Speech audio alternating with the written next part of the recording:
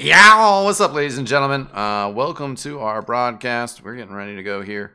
I am your host, Axstein. This is Aegis League, Aegis Division 82L, Portland Burnsiders, versus typical NA. And, I'm your host, Axstein, joined by Gunshy and Saint Blue. Gunshy, aka Try Your Best, the manager of Stephen the Cat and Saint Blue from Stephen the Cat. We got upper bracket BO3 for you guys tonight. How you guys doing? Oh, really good. How you doing, bud? You ready for the long haul? Hopefully big best of 3 coming through? A little bit of a hustle, run around. I'm like, oh yeah, I'm responsible for the lobby. I'm the caster.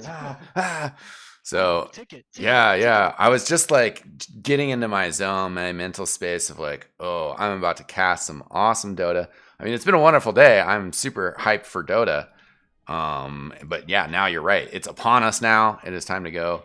We are in the Dota zone, ladies and gentlemen. A little bit into the draft already. I had to let that wonderful song featuring Moxie finish. So we're already play all day. You know? I heard that Moxie helped you guys out with some songs. Yeah, That's really cool. And yeah. I poke into your stream and it's always the one that leads off. I'm I like, gotta this is bump it, actually dude. pretty I good, gotta man. bump it. Yeah. I was like, who is this? I don't really know because I'm pretty low to the ground on music. But never heard it. That's really tight. It's on Spotify, bro. Is it really? Search the Portland Burnsiders on Yo, Spotify. drop that No in joke, dude. the Twitch chat. Jeff, man, Bro. you're always so good at branding. Jesus Christ, God. I know. We need to do the Dota remix though, because like I'm all like shouting out our TF2 squad that's already dissolved, you know, like yeah, rip. I missed that game, man. Like real talk, like TF2's big hype. Oh, bro. I mean, you're busy on your own playing with Steven the Cat, but if you want to play some pugs anytime, let me know and we can try to set it up. I'm pretty bad, but I'd be super down. Like that sounds like a blast, to be honest. Yeah, pug night, dude. Like we do newcomer night. Like there's some newcomer mixes and stuff. There's some good stuff, but get me on that newbie night. Newbie mix. I'll definitely come through for sure. Yeah, Friday night sometimes newbie night. All right, I really want to talk about these picks. Yeah, we're getting into some interesting stuff. Yeah, and they're just like, screw it, we'll take Sven anyways. Who needs Omni Sven? Well, definitely some straight up, KU Terrorblade. They're just like, yeah, F you, Burnsiders. Throw that out right away. You know, I wouldn't say that that's considered a first phase ban for a lot of teams. But yeah, also the Snapfire is sort of a little bit of a response to that as well, saying like, yeah, Free Squash really good at that at mid, or it could go into other roles. You know, let's take that hero out of there. And then now Oracle, Clockwork. Burnsider's going right for the Sven, picking that up early while typical NA grabbing Void Spirit. Seems like there's a lot of discussion there's always a lot of discussion about Dota mechanics, what you want to do in a game of Dota. I've heard, you guys got to hear some knowledge from BSJ recently. I've heard some other casters talking about, just picking a lot of flex picks. St. Blue, do you think we might see this Void Spirit in a crazy pause 4, considering they picked it up so early? Yeah, literally on my draft sheet, I literally have Oracle Void Spirit as like one of our go-tos, as like just like this like 4 flex mid where it's like, yeah, I really want to send a mid, but like if you pick a bunch of heroes to counter it, like Puck, Underlord, whatever, then whatever, I'll just put in the pause 4 and just get a better mid to dump on you, right? Right, just switch it up. So I'm a big fan of these like flex heroes like Winds, Void Spirits, like just send them wherever that the game provides. The Burnsiders did this on BSJ stream for us where like we opened with this Oracle and they just clockwork, and our Oracle player's master tier, like he knows his stuff, man, and he was miserable. Like that clockwork was all over him, dude. I went back and watched the replay, and like I genuinely don't think the like Oracle had to like go blink or something to like not get gone on by this clockwork, dude. It was horrible. This is a really good counter. Dude, I like the Void Spirit though in response to like, I need a hero that can just like not worry about cogs, like Void Spirit's a good hero that doesn't really care about clockwork, and like you said, could be flexed. Yeah, I mean, well, yeah. Well, you can dodge the Sven stun. Arguably, that's the biggest issue with this hero is getting hit by Sven stun, and the only counter is Lotus or Linken's, right, or Blink. Yeah, and that's if you get it off. These heroes that naturally can dispel the Sven stun are kind of the heroes you want your draft to revolve around if you don't want the Sven to pop off. like a sad Sven really can be like the end of a draft, and that's why like I'm curious to see like if typical NA like kind of full commits to like trying to like stop this Sven from having a game, or if it's just like this flex pick they're comfortable with. I mean, I'm almost thinking this Void Spirit kind of like can't be mid even this early. And I was just thinking about it like from the standpoint of like when you see those typical Void Spirits that are in mid, they like full commit onto a hero and blow that hero up. Like Oh, it's no. zip in, they use everything, and like once you've used your combo, like it's kind of like you're out. Like you do have your pants down. Like so I kind of feel like the more elusive style Void Spirit is like played from the 4 position, right? But Sven IO instead of Sven Omni, probably a little bit more difficult. I don't Jeff, talk to me about this IO. Talk to me about the Burnsider IO pick for Aaron. Like For Aaron? Yeah. I see don't- Wisp mid in a lot of high MMR pods. This is clearly Wisp mid for Aaron. Dude, I'm looking at my stats cheat sheet over here, and I got 2 games on record for Aaron in IO. Oh, On really? IO, all right. Nice. Yeah, Okay, yeah, okay. yeah. That's I'm something. Is looking that at low, my- though, or is that high? I mean, that's 2 games.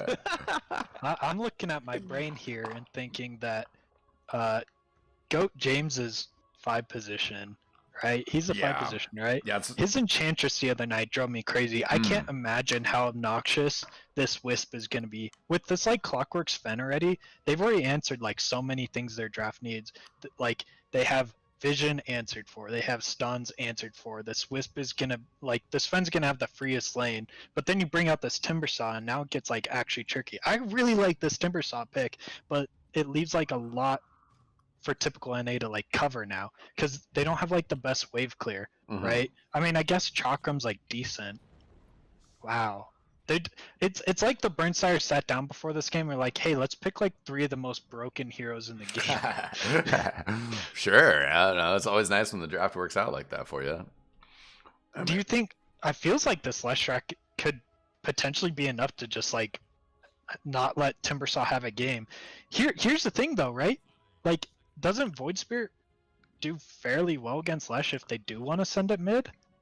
Well, I mean, if he does fairly well, though, I think that still could be, acceptable Is to that- the Burnsiders, right? Ooh. Anti-Mage. Here's the thing, right? So the Void Spirit can't get stunned by Sven and can get out of cogs. Timbersaw, it naturally builds Lotus and can Timber Chain out of cogs, and the Anti-Mage can blink and reflect the stun. So far they have 3 heroes that aren't really bothered by Clock or Sven. Wait. Anti-Mage. Oh, you mean Sven stun? Yeah. Yeah. Okay. You were talking about Clockwork, and Yeah. then all of a sudden you switched to Sven. I was like, whoa. No, what? no, I was Yeah, saying yeah. the first 2. Like Yeah, it yeah, feels yeah. like this Void, Timber, and Anti-Mage aren't bothered by Clock or Sven too much, but Right. the Leshrac deals with Timber to an extent, just because of the stun, the high magic damage, the tower pressure, right?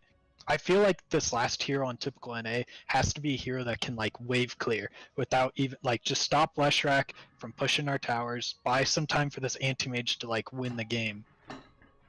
And what's left, really? Like,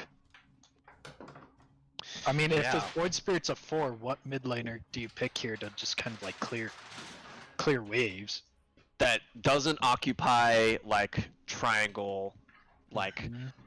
does. I mean, Void Spirit can't be like your only form of initiation, right? Like, Mhm. is that enough? Is that enough initiation? Do you think? Like, I feel like that's not quite enough. No, at all. not at all. I think their whole game plan is just kind of hope they go on Timbersaw, buy enough time for this anti-mage to blow up the backliners /IO, and just that's the issue, right? It's like their draft just seems harder at the moment, right?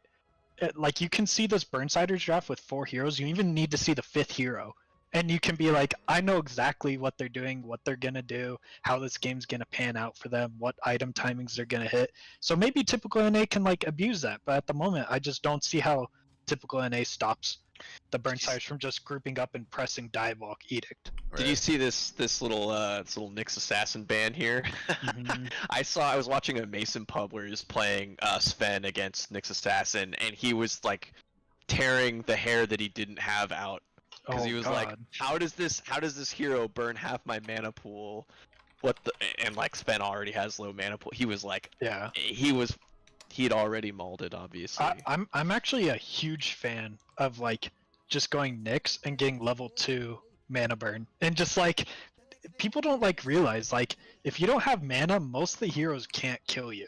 Like if Sven Yeah. can't stun you, he's just a big ugly creep with cleave. Like so the lane's pretty easy if you just keep mana draining. So that was a really good ban. Obviously they must have run into it in their pubs or they watch Mason or in scrims, whatever. Yeah, typical NA banning out 2 like tanky offlaners. Mhm. They really want to secure this anti-mage's lane as much as they can. And both heroes like, obviously good in lane. Ooh. Ooh. Picking up the Viper. Do you think that's mid or off? I mean, Well, honestly, Viper off against Sven is not amazing. Yeah, but like, I think the reason they grabbed the Timber is to mess with Sven Wisp, right?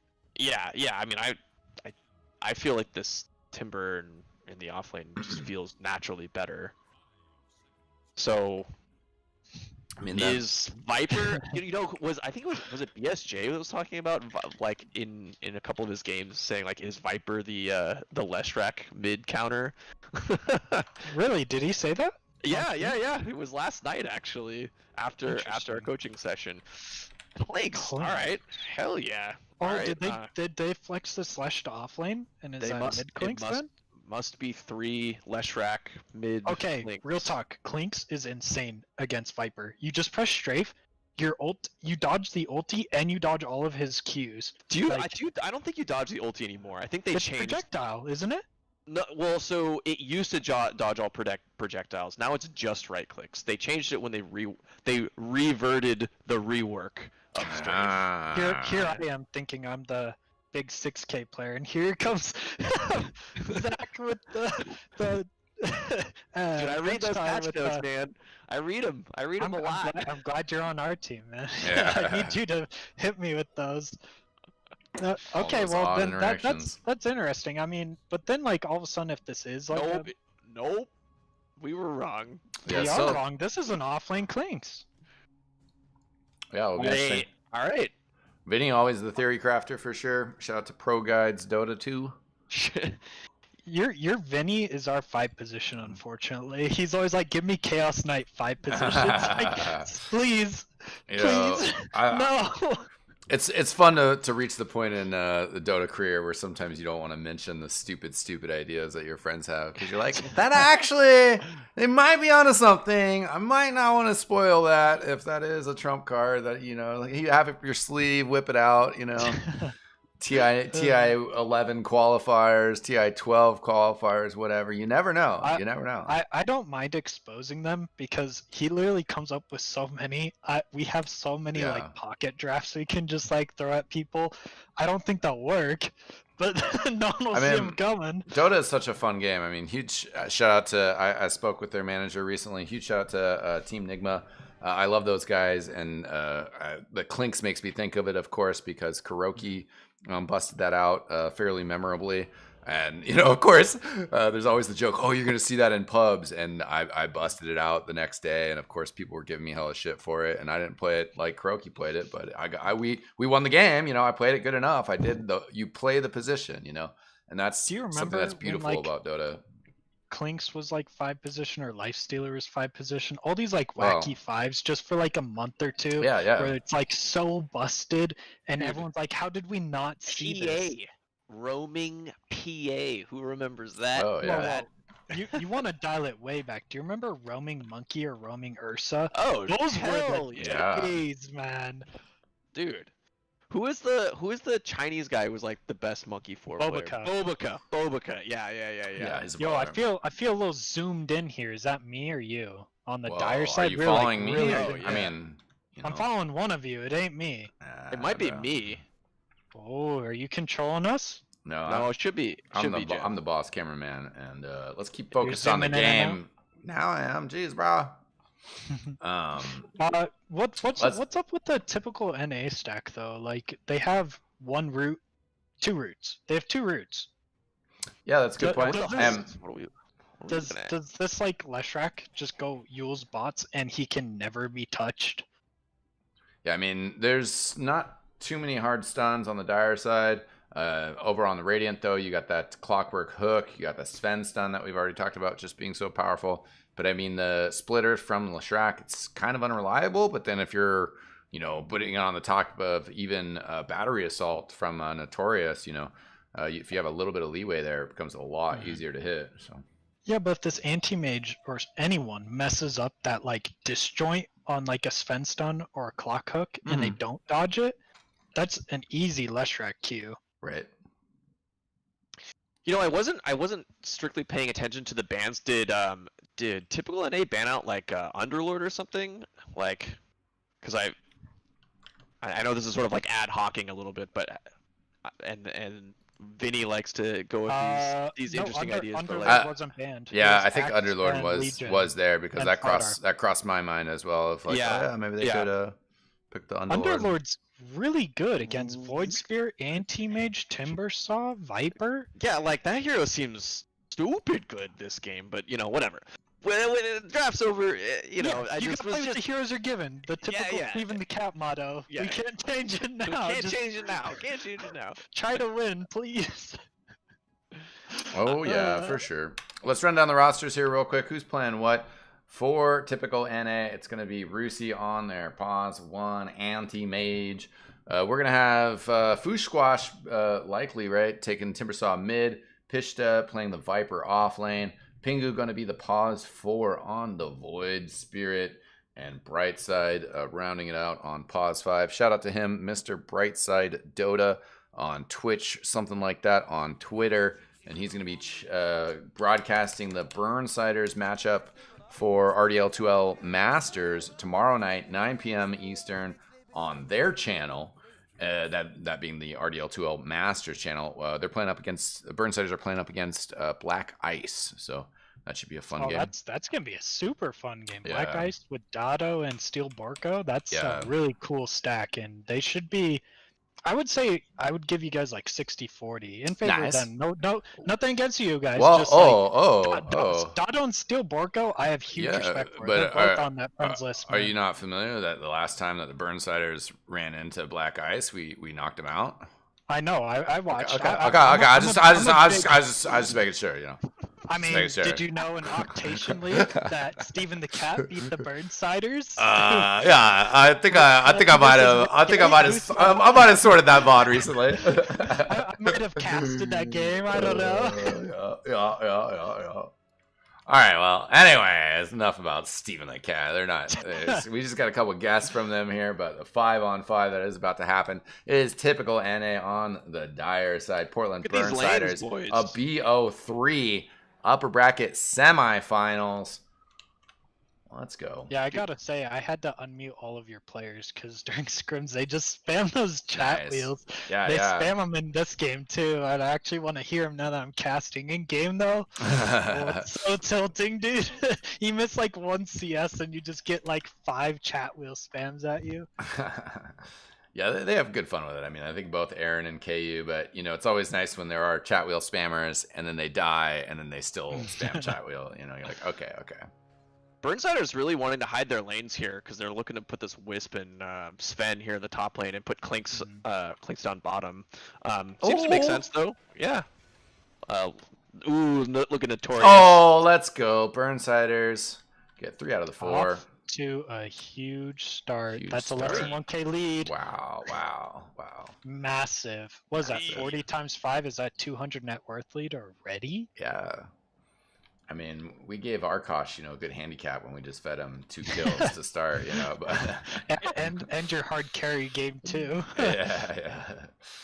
Either way, right now KU great body block in there. Wait, is this a safe lane Void Spirit and a mid anti-mate and Timbersaw's What's happening? Yeah, there's some wackiness going on.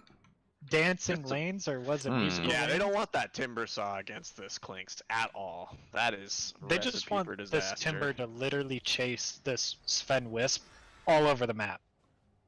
Yeah. I don't know about Oracle TPing bot, because now if like Sven and Wisp TP, Right. then you all of a sudden have to walk the whole way. If that's like I guess supports don't matter as much. Yeah, we'll see.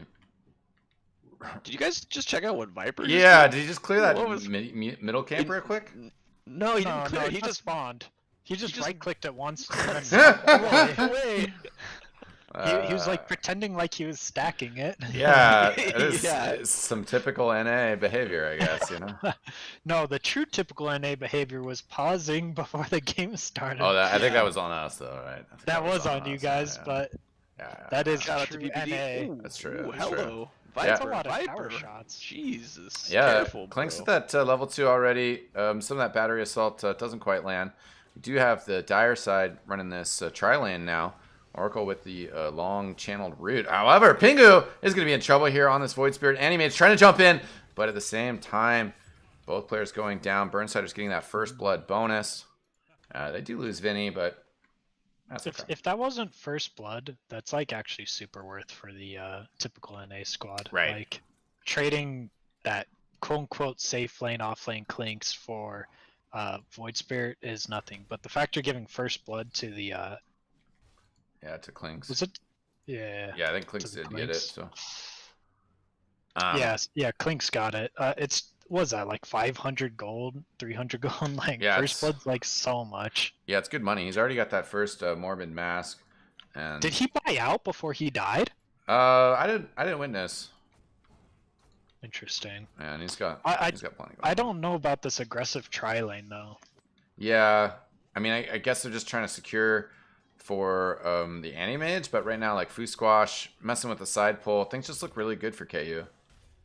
I think the reason why they're doing it has to do with this Timber matchup against these two, where like it's this IO. He doesn't really care if this IO gets pulls off because he can contest those like by himself, and he doesn't want to fall behind in levels. Aaron a Because he little had bit, to walk initially. Aaron a Sorry. little bit of trouble, but good job TPing out. He missed the splitter to protect himself, so he is gonna have to walk back to lane. But I think he just got his bottle fully healed up, so it's kind of whatever. Got boots. Notorious chasing this Void Spirit, a Remnant. Just slowing the process down. I think it's all right for Vinny here. I wonder if Viper is just gonna walk up here and just say hello to this Mud Golem. Yeah, it looks like so. Yeah, I mean, now that he's actually taking it, probably maybe the first time that he looked at it, he was kind of bummed out that it was mud golems. Yeah. Could have maybe just done a quick stack over there. Oh, now he saw my ping. No. I always think about stacks. I'm stack hungry, dude. It's the Elder Titan, the inner Elder Titan in you. How many stacks do you have on record, give or take? Quite a few. My stack per game average is quite high. I had 11 stacks in that game versus Arkosh. My God. So I try to aim. Well, about you were on Elder Titan. You could get like a But- triple stack off. On Yeah, him. yeah. if you The, time it the right. triple stacks are Almost was a double. I think impossible pretty much these days. The way that they've changed where the spawn timers are, Like or the people timers. are, or just like how spread out it is. I don't think you can. As far as I know, I don't think there's any that work right anymore. But yeah, Vengeful Spirit, bottom. whatever. Stack with whoever. Yeah, he's got the wands. Pingu's gonna take a couple shots from the tower, and then the searing arrows as well. Good amount of damage, but not enough. Vinny's just picked up. Oh no, sorry. I heard the salve, but that was actually Pingu's at the 5-minute mark. Ooh, Foo Squash gonna just snipe a nice little piece of candy here. Take up Leshrat Aaron's rune. Yeah, Notorious might go and grab the other bounty, but yeah, right now these rotations not going great for the Burnsiders. Brightside placed that ward under full vision. They saw it, and they also still don't know where Notorious is. Notorious coming in from the side here, but it's actually too late for Aaron. The Cog's coming in here. He's going to try to get a finish here, but he is actually going to be the one getting finished. Double kill for Pishta with that double damage Man, rune. just before this happened, in my head, I was like, I wonder when Notorious's first rotation mid is going to happen. Yeah. The next thought I had was, this is a double damage Viper. I don't think he wants to do that. And that really stings. Can you do me a favor and tell me how many last hits a safe lane Clinks has? 9. against, I don't know. Let's say 34. Yeah, 33-24 on the that Rusi. 24 denies is no joke, man. Oh no, for sure. I mean, and that was the thing is like Notorious is pretty underleveled, at still stuck at 2. Sort of just TP'd into lane when he wasn't too far from walking from it. Vinny has taken mid and he's at level 4 as well. So the tri lane was keeping up with that. They've rotated lanes here, but now Aaron in a little bit of trouble. Notorious was messing around with the camp in the midst of side pulling. Yeah, the Sven's still leading in terms of net worth. Sorry, the last hits. But those, you're right. Those 25 denies. Woof, woof. Yeah, Really hurting Vinny. Yeah, I think the experience game overall is probably pretty favored in terms of Dire. It's actually kind of, I'd almost say even because the Dire tri-laned aggressively bottom. I'd say leaning Dire clearly, but the fact that like they ran a tri-lane but got almost as many last hits as they did denies, like Vinny's just super underleveled, Notorious is super underleveled. Yeah. I guess Pingu's level 2. It's just like being level 2 at 7 minutes. The support is like whatever, but being level 4 at 7 minutes as a core is like miserable. Mm-hmm. How is this Wisp Fen doing? I'm really excited to see how much they go off. Like this is like one of the most broken combos right now. Yeah, Vinny gonna be in trouble under tower though. Aaron level 7 on bottom lane. I mean, there's plenty of vision around there. Notorious trying to get up to level 3 here on that small camp. Mid lane is gonna go down. Yeah, Burnsider's got to really be careful about this early tower pressure that this Viper's putting out into mid. Losing this mid tower early is going to really hurt them, and it's going to open up. I mean, I'm going to guess this Viper, yeah, he's rushing Atos into probably bots, is my guess. And Void Spirit, oh, he's just walking out of lane. Okay. Yeah, they're grouping up. No way, he's probably just going to go Atos GG boots, like, because Timber, Yeah. like, Wait, bots, right? You said bots. What Guardian GG Greaves. boots in your... Oh. Yeah, I don't like that. I don't know. Leshrax's career just running out right into Pingu. That's an Viper easy had to snipe. show the invis rune for it though. Sad. I mean, he wasn't getting a kill. Yeah, they were already kind of on top of that. What? Dire scans Here's the the side. thing. Both sides really don't have like ways to deal with like they don't have good wave clear, right? Mm-hmm. Like who's gonna like sit under that like tier 1 and hold it for the next 10 minutes? Notorious Both trying sides seem to lack it. Go ahead. Notorious was trying to go on Animage there. He gets out just fine though. Oracle there for the support. On top tower under attack here from Foo Squash. Kind of not really right clicking himself, just getting those creeps off of it. Notorious TP's over. I don't know how much well he'll be able to deal with that. 3 players on the bottom though. 4 Dire still trying to close in on Aaron. Vinny has hit level 6 here. Yeah, this is kind of the issue I'm bringing up though, is that both sides don't really have anything to like stop the other team from pushing. It's almost like, hey, we'll push top, you push bottom, let's see who wins first. Like Clockwork's sitting up here soaking range creep kills because no one can deal with Timbersaw yet, and the entire Radiant is 4-man shoving mid because it's just no one can shove waves. Right now, yeah, Vinny is there. Invis walking around. No vision, no detection for Dire side. They have KU. And the IO. KU getting rooted. IO getting attacked at the same time as well and broken. He's in trouble in back lane, getting hit by that Remnant. He goes down. KU has escaped and gotten away, but not great circumstances for the Burnsiders at the 10-minute mark, where they're going to grab both bounty runes. They're putting pressure on KU as well. KU is just stunning the Timbersaw, trying to get out of there.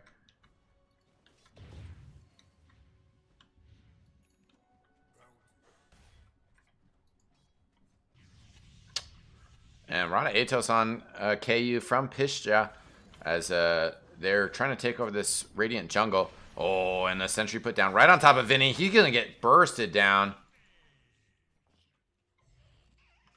It looks like Notorious has finally hit level 6, so I'm curious to see. He's going to pop out of this top lane and probably try and make something happen here with Aaron. and presumably Vinny, but Level 6 by 10 feels pretty decent on supports, so that's yeah. good that he was soaking there. Mm-hmm. I mean, But as you see, the Dire has an aggressive ward in the triangle, and that's sent Yeah. you just out of the range. So they kind of see the Clockwork 6 already. And they just spotted him again with that other aggressive ward in the trees. Oh! yeah, good hook shot over the Cogs. He's right on top of him. Oracle level 5. No ultimate yet. The Viper rotating him from the side, though, because they're going to just be able to chunk down Aaron. They do get the kill on Brightside before he goes down. At least that's some consolation. Now that Vinny's here, though, he might just be able to put some big pressure on Pischa. Big damage with those searing arrows. The Remnant, though, pulls him back towards that high ground a little bit. Gets Pischa some time to escape. Food Squash showing up on the scene now. And now the Rada Atos on Vinny. He's going to be in trouble. Skeleton Walk just coming off cooldown. He does have Wand. They do dust him. He's dead. Yeah. Oh? Yeah. Okay. No, Wand wasn't going to be enough there. There's one of those like walkaways that we just like you think you got the cool guys don't like explosions, and then that wand comes out, gets me every time. And Yeah, not quite. oh, they're gonna invade these stacks here in the triangle. Yeah, Oh, that's definitely no. juicy. The Ancients is stacked one time. Oh, Definitely. no. You know, would have loved to save that for Mr. KU. Yeah, that actually does like hurt the Wisp Fen quite a bit because like yeah, it's only like one stack on each, but like that's kind of like the key factor to get rid of this 4K net worth lead at 13 minutes that typical NA seems to have over the Burnsiders right now. Yeah. And I think some of what you were saying at the very beginning, about like they Jesus, typical NA TP'd Oracle down bottom, but Burnsiders didn't quite realize that during the laning phase, so they didn't switch up Vinny on the Clinks back up top to where Timbersaw was, and I think that tri-lane, they didn't really fully respect how punishing this tri-lane was going to be against a Clinks versus the Sven IO. Yeah, I think that typical NA. Oh, In middle lane, Yeah, movement on top of Pingu here from Notorious. That Split Earth, though, not going to be able to land. And then just the counter initiation, the counter punch from Pingu with a Remnant. Food Squash throwing the chakra out here as well. Using the Timber Chain to try to chase down Aaron. Aaron, definitely a little slow here. Oh, the angle of that Remnant does hit him. He has a Yules here. Uses on the Timber Saw. And actually, you know, hits him with the Split Earth as well. It's going to be enough with that tower hitting away at him to chase him off.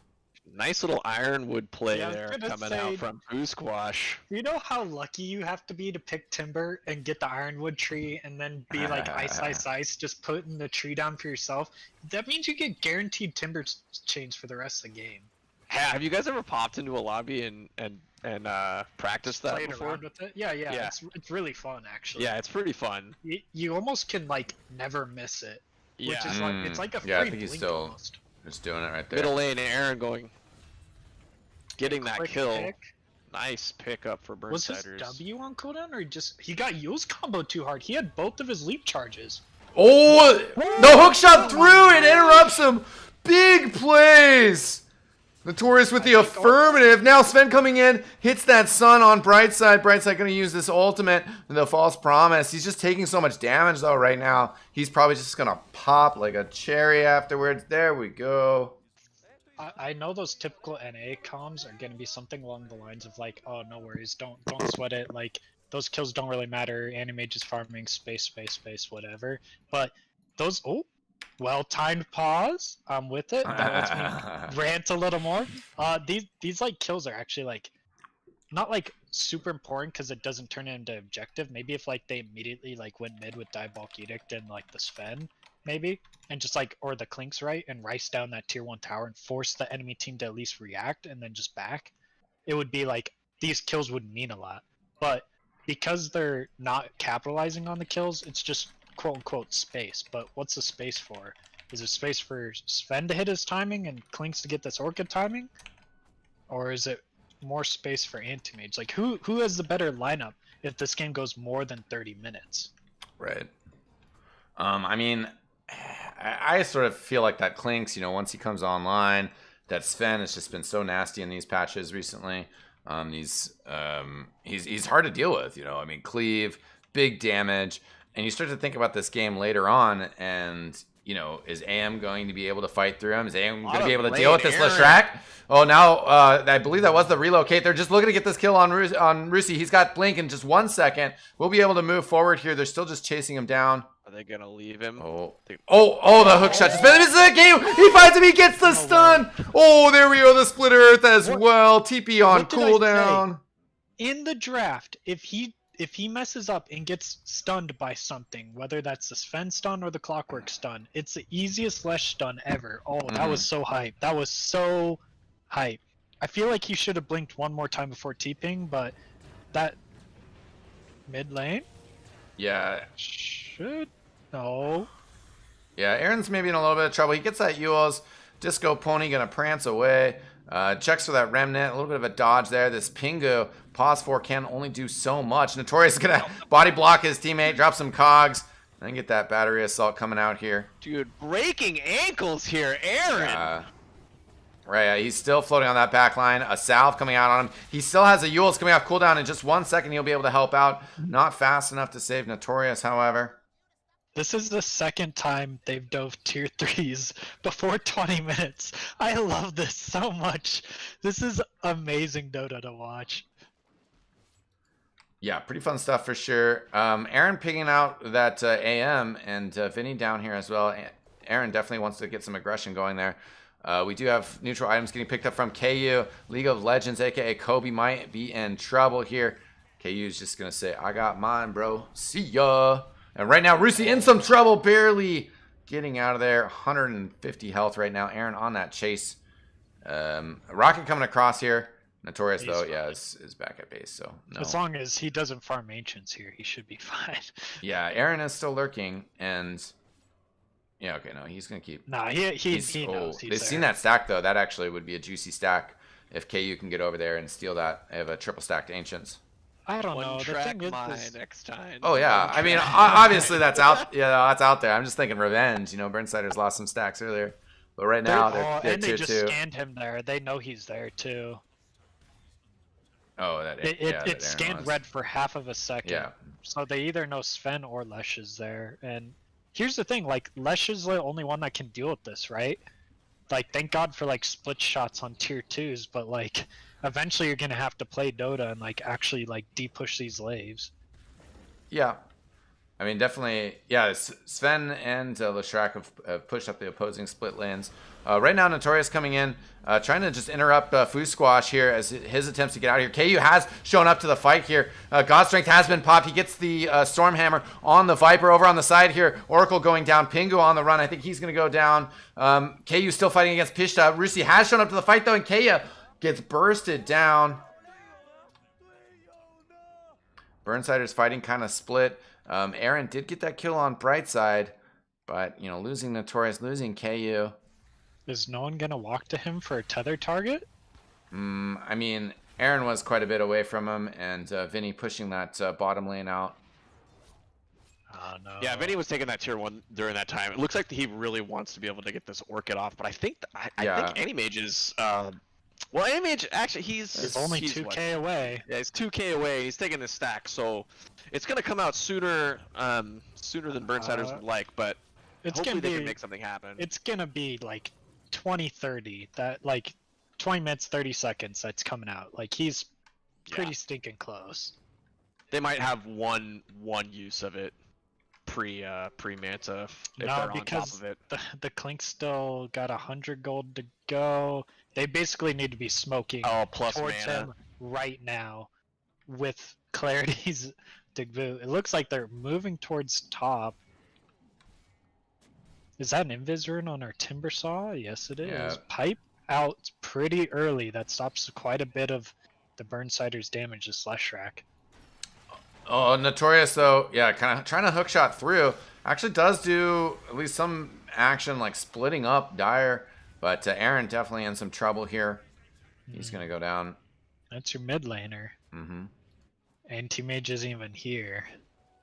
Yeah, no, I mean, that's not great. Not a good sign. That was a pretty hype hook into TP though. Like, but they're just like, okay, if we can't have clockwork, I guess we'll just settle for I don't know, your mid laner. I Right. think it was just just sort of the positioning of that Invis Timber was really caught Aaron off guard, and straight into Roche they go. Yeah, KU. He's got that Echo Saber Mask of Madness, trying to build in a Silver Edge. We'll see what Lesh has around the corner for items. Yeah, he's still trying to build in a Lincoln Sphere. Burnsiders have been taking these fights kind of a little bit separated. See if Notorious goes for anything here. He's got the hook shot of 1 second, but players getting in his way. They knew he might go for that. Not gonna give him the chance. You can see. Look at all the vision that they had. They had the clockwork spots covered on typical they had NA. 2 wards around the Roche pit with sentries to boot around the rest of the spots they don't have vision. And oh, interesting. Clumsy net on Clinks. Wow. He's gonna be in a little bit of trouble though, as Pingu shows up to the fight, draws him in with that Remnant. That was his Orchid reveal too, right? Yeah, it was. Yeah, and all the TPs coming to bottom. 2 players from Dire I feel like are they not should be here, just. but, ooh. I feel like they're still okay here. Yeah, Aaron on the high ground here. Oh, There's the root. Is gonna hit Tether Sven away. here. Sven's gonna turn around. Yeah, nice tether from the IO to reconnect with KU. The Timbersaw though in here. Aaron is starting to splash out a good amount of damage here. Unfortunately though, KU is gonna get caught into this. Notorious wants to try to help out from the side. Vinny still dead. So Aaron in trouble here, getting jumped on top of it. Will Yules himself into the air here, but all these players around him. The GG tree thrown in his face by the Timbersaw. oh. My heart dropped for a second. I thought you said they said GG and I had them muted Oh, still. no. I was like, please say it's not so. No, I know no, this no. is looking grim. Burnsiders don't And, go like- down like that. No, we go down Yeah, fighting. yeah. Yeah. I think I just hit it when we're in the middle of the draft. Like, I love weird picks. This Clinks pick, maybe not the right choice, but no matter what the pick is, it's probably gotta be a hero that can stop these waves, right? Like, how do you stop them from just going high ground like this? Right. Yeah. It looks like Leshrac Clockwork doesn't. just gets nuked down, and he's looking like me, man. Yeah. I feel like they thought they may not have had an answer to like Timbersaw and Lane, and they picked the Clinks because of that. Do you And maybe think got that's what it was? Yeah, like That the Timbersaw was the issue? I feel like Lesh deals with the Timbersaw to an extent. Like, after you get over that pipe hump, like, you know, obviously, like, getting pipe pre-20, he's unkillable. But Well, 10 or 15 from now, like I'm just trying to think, like they clearly didn't think that this Viper was being offlane with the Timber pick before it. They weren't like worried about like Timber going mid or something like that. So if they were lane dodging and they had Clink's bottom because they wanted the matchup, it seems to me like they wanted to keep the Timber down and make him have less of a game, but they didn't play the musical lanes to keep that matchup going. do you think that's all it was? Like, if I they just I kept really playing think musical that lanes, that it would have, like, this Clinks pick probably would have paid off. Because, like, Clinks is a hero that's like, you either are dumping on the enemy team or you're getting dumped on. I mean, I've got to look at the first like 5 minutes of that laning phase where the CS for that tri lane versus the dual lane that they had was just so out of whack. And think that the sort of initial problems stem from that. Like, I think you could make this Clinks pick work, but I think the moment that your quote-unquote safe lane hero, he was in the safe lane, has 9 last hits at 7 minutes, and the Yeah. other laner has 24 denies, it's... I don't think I don't think it's a hero problem at that point, right? Well, It's, I think that part of it is that, I mean, it's hand in hand, hand in hand. I mean, definitely hero problems. But I mean, like, imagine that they had an offlaner that could stand there by themselves, perhaps that Underlord, which we if this kicked is around, an Underlord, and then Notorious could also rotate out of there. As Yeah. Notorious kind of hung out there for a while and like didn't really get lanes and wasn't really able to have a really strong positive impact in that kind of late laning phase, right? Yeah, I think Even just we middle. hit on it Yeah. during the post draft. I feel like Underlord answers everything they needed, right? You needed a, wave clear, and you needed to not lose your lane super hard. And I feel like Underlord does that. And honestly, I feel like the Burnsiders, if they can drag this game out, they could win, right? Right. Because Timbersaw and Viper fall off incredibly hard. And Yeah. this doesn't look like a 1 versus 5 Animage type of game No, to me. it doesn't. KU in a little bit of trouble here. BKB trying to be able to get out of here, but oh no, not enough. Heals coming through. Oh my Gets gosh. taken out. Unfortunate. The second hit bash by Anti-Mage through BKB. Man, Rusi just really identifying what needed to happen there. He spies the IO going for the relocate, immediately pops him with Mana Void so he can't get it off. And Sven recognizing, KU doing a pretty good job recognizing. I mean, that happened so fast. Immediately when reload was broken, BKB tried TPing out and just got unlucky with that bash, man. 1 and 4. Both of those players will be coming up again shortly. Right now, Aaron in a little bit of trouble. That GG tree coming in to help with that Timber Chain. What do you think of this Lincoln's second item? Yule's Lincoln's Leshrac. He's an insane mid player, and I'm not a mid player, so I believe him. I'm just curious what his thinking is. Because think he's probably right, to be honest. I think he's worried about just being opened up on by Atos. Because this Viper, he did go into travel, like I was saying. So, well, the Anti-Mage also doesn't have a targeted spell besides his ult, so it's like if you're low on mana, you're not killing your whole team. So I think it's actually a really good pickup, just in a game where you're down 14k, and I think that's it. Honestly, if this was like all the racks were still up and they had like an Underlord just queuing these waves so they can't take your racks at 27 minutes, I feel like. So here's another thought. What do you think about? Okay, yeah, KU going in on this Timbersaw right now on bottom lane. Notorious also trying to get forward, use that Rocket Barrage, other tools, keep players on lockdown. KU still just trying to find enough damage here. Vinny's out here, gonna have another Orchid in just a second.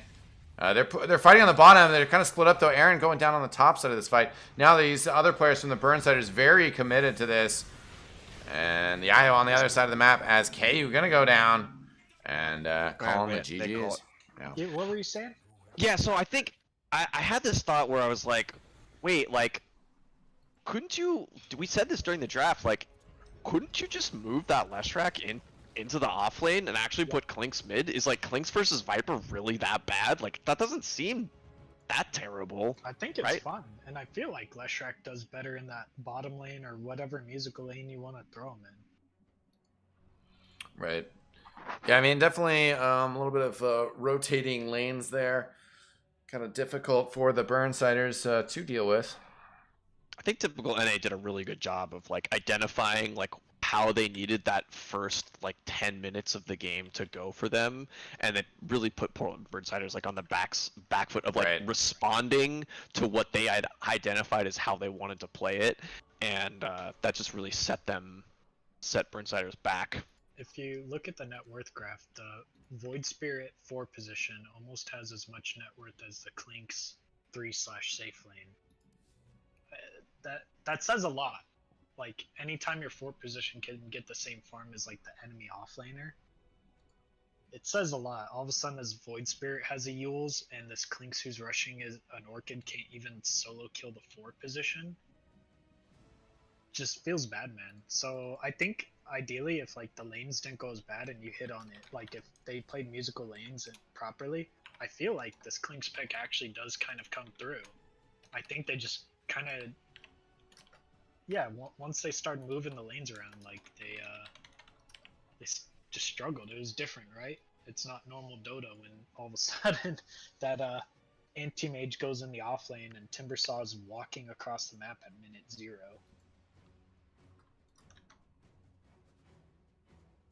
Right. Anyways, I'm really excited. I know the Burnsiders pretty well, and I know they're a big best of 3 team. Yeah, they can get their pants caught down on like a best of 1, and that's how we snuck them out. But I think in the best of 3, they're one of the better teams too. understand like what went wrong and how to fix it, right? Yeah, exactly. And I mean, I think definitely the draft side of things that they'll have some healthy discussions about it. Yeah, I mean, it's the first game, right? Like, it's the first game in a series. Like, if you want to experiment and your experimentation like works and it puts the other team off, like, that's okay. Like, that's great. If it was an experimentation and it doesn't work, doesn't mean you can't go back to what you know. You know, like, Right. It's a win-win, right? Yeah, this is some glass you- half full type. If you game one pick Clinks and you win, that's a huge like mental Yeah, stab yeah. to the enemy team. But if you pick Clinks and lose game one, you're like, oh yeah, of course we lost. We picked Clinks. Like, it's like Dazzle pick during Arkosh. It's like, no duh, you're Yeah. gonna lose. Well, You picked yeah. Dazzle mid. Nothing's changed Dazzle here. fake. They still have to win 2 games, right? Yep. Just reset. Just pretend it's a best of 2, and just sweep them. It's just that easy. We got another lobby up? Yeah, but We do. waiting on you. Waiting on you, buddy. You got the same password. Same password. Thanks again for joining us, ladies and gentlemen. Nice crowd here tonight for this Aegis League upper bracket semifinals. Also, aka the first round. Don't forget to go get your snacks in the lobby, folks. Yep. We don't make the big bucks based off donations. Well, maybe some of you do. Buy those jerseys. Yeah. Buy those jerseys. They're Buy those good to jerseys. go. They're ready, man. They want to go game 2 right away, so let's send it. Okay. Well, Looks like the Burnsiders get priority of side or pick. No. no, you have to do manual. Yeah, you have to do manual. Okay.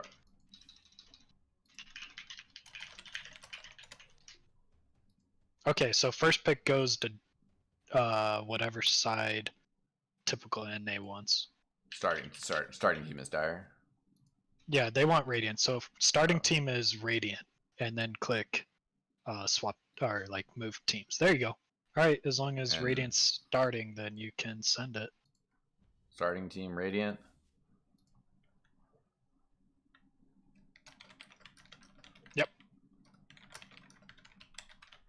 If you're unsure, you can just flip. Yeah, no, I think it's good.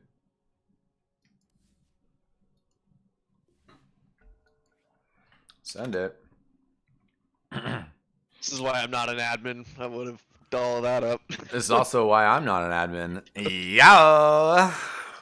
It's a part of being a tier 3, tier 4 competitive Dota player. You got to set up these lobbies yourself and know Yeah, how to yeah. do it. It is some of the facts of the situation. Oh well. Here we are, game 2, typical NA. Not letting that 1-0. Terrorblade through. No, once again they say no. They banned We'll it see. first last game. Yeah. Yeah, they did. We'll see if we just get that straight up snap fire ban. Yeah. Oh, called it. I don't know. It seems like some mental trauma of that Snapfire hero for the Burnsiders there. I don't think Will they not like confirm or playing deny. against it. Does that mean just it's always Snap Lena? Is that just always the first 2 for the Burnsiders? Or did they did Snap Lena last time? Snap right? Lane was last time, yeah. They're just too strong. And Terrorblade Omni Knight. I Yeah. feel like a lot of teams. Whoa, not banning the Lena. If typical NA doesn't grab Lena. Okay, I was gonna say this is by far the most versatile and broken hero in the Mhm. patch, bar none. Like this hero does everything that you want from either 4 or mid.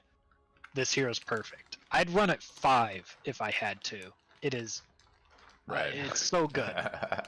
Pick this in your pubs before it gets nerfed. If you want to be immortal by this weekend, pick Lena.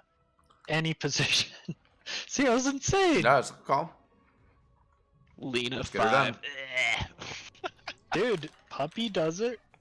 Yeah. Yeah, well, I'm Yap not. Store does I'm it neither of sometimes. those players. That's fair, that's fair, that's fair. Mag 5, I hope. Mhm. Really like the Mag 5 pick. I'm curious what they're going to combo it with. I don't really like PA into Lena, especially if it's a Lena mid and she gets like that fast Ags. Right. How do you feel about just? I mean, how do you feel about just picking up Faceless right off the bat? I like Faceless. You just jump away after Lena's done doing her dumb combo. Like, Right. all of a sudden Away you're or forcing- in. Yeah, and all of a sudden you force the enemy team to like pick save heroes, and like all of a sudden you're making the enemy team deal with your heroes, right? Like they have to account for you just pressing R. And typically around this bracket, the draft that's just easier to play wins. The draft last game that was easier to play won. That's just facts. And I actually Yeah. really like Tide Lena if this is a Lena 4, because you just get Gush level 1, and Lena's like a sniper. She's just right clicking you from the Gush like, plus tier 1, you know? Gush plus minus armor. What is it? I always forget the name of that freaking item. What is that thing called? Blightstone? If Yeah, Lena yeah, gets yeah. a Blightstone Yeah, level Blightstone 1 Gush. and Tide gets Gush Yeah. and she gets her stun, they can solo killing one. Yeah, what Yeah, look at us, massive brain, Mag Void, BSJ Classic. What do you think the typical NA is gonna do? I guarantee if the Burnsiders don't get rid of Underlord and like Void Spirit and like Puck, Alright, they're gonna have a rough game. I'm saying this Tide Hunter is gonna be their typical NA's wave clear. I'm saying that's a Ags Tide Hunter. What do you mean? They don't even need to. They have Lena. Lena answers everything. She has yeah. stun, she has damage, she has wave clear. She tower pressures a bit too. Alright, Arguably, the only thing she doesn't have is like a clear-cut initiation. That's what this Tide is for, and they're probably gonna get a mid that's super mobile as well. Yeah, they probably do want a mobile mid, I agree. Yeah, look. They're getting rid of the Venge save.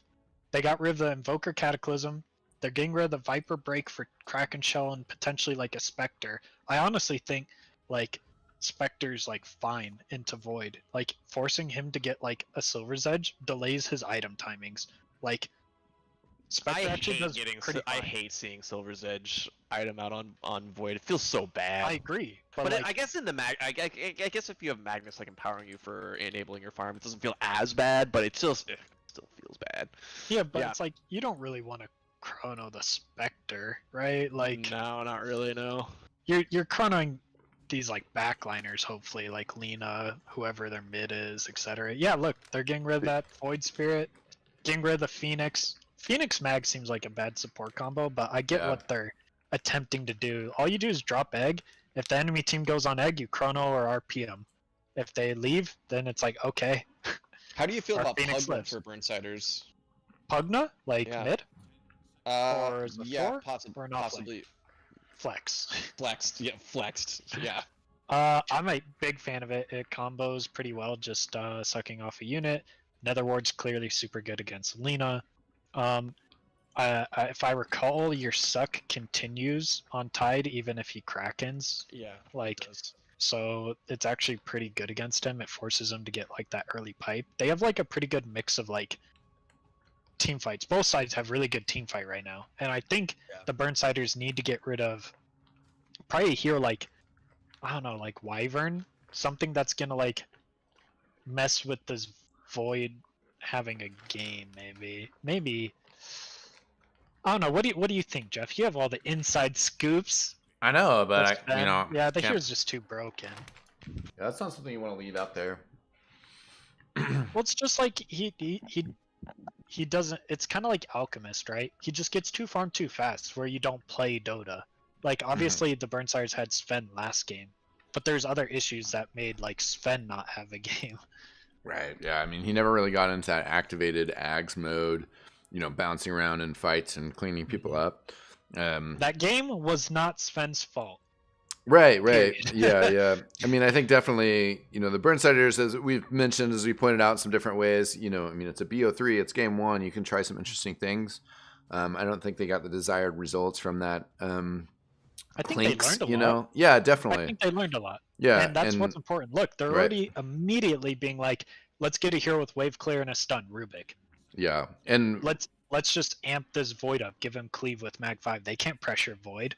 This Tide Lena can maybe like pressure at 6, but before then it's kind of a free lane. mhm. And Rubik, you know, great for I mean, grabbing all these spells, Shadow Demon, an interesting pickup. I mean, obviously that's a very powerful combo with Alina. It's actually really good. So not only can you disrupt into Lena stun, but Shadow Demon's ulti gets rid of Mag Cleave.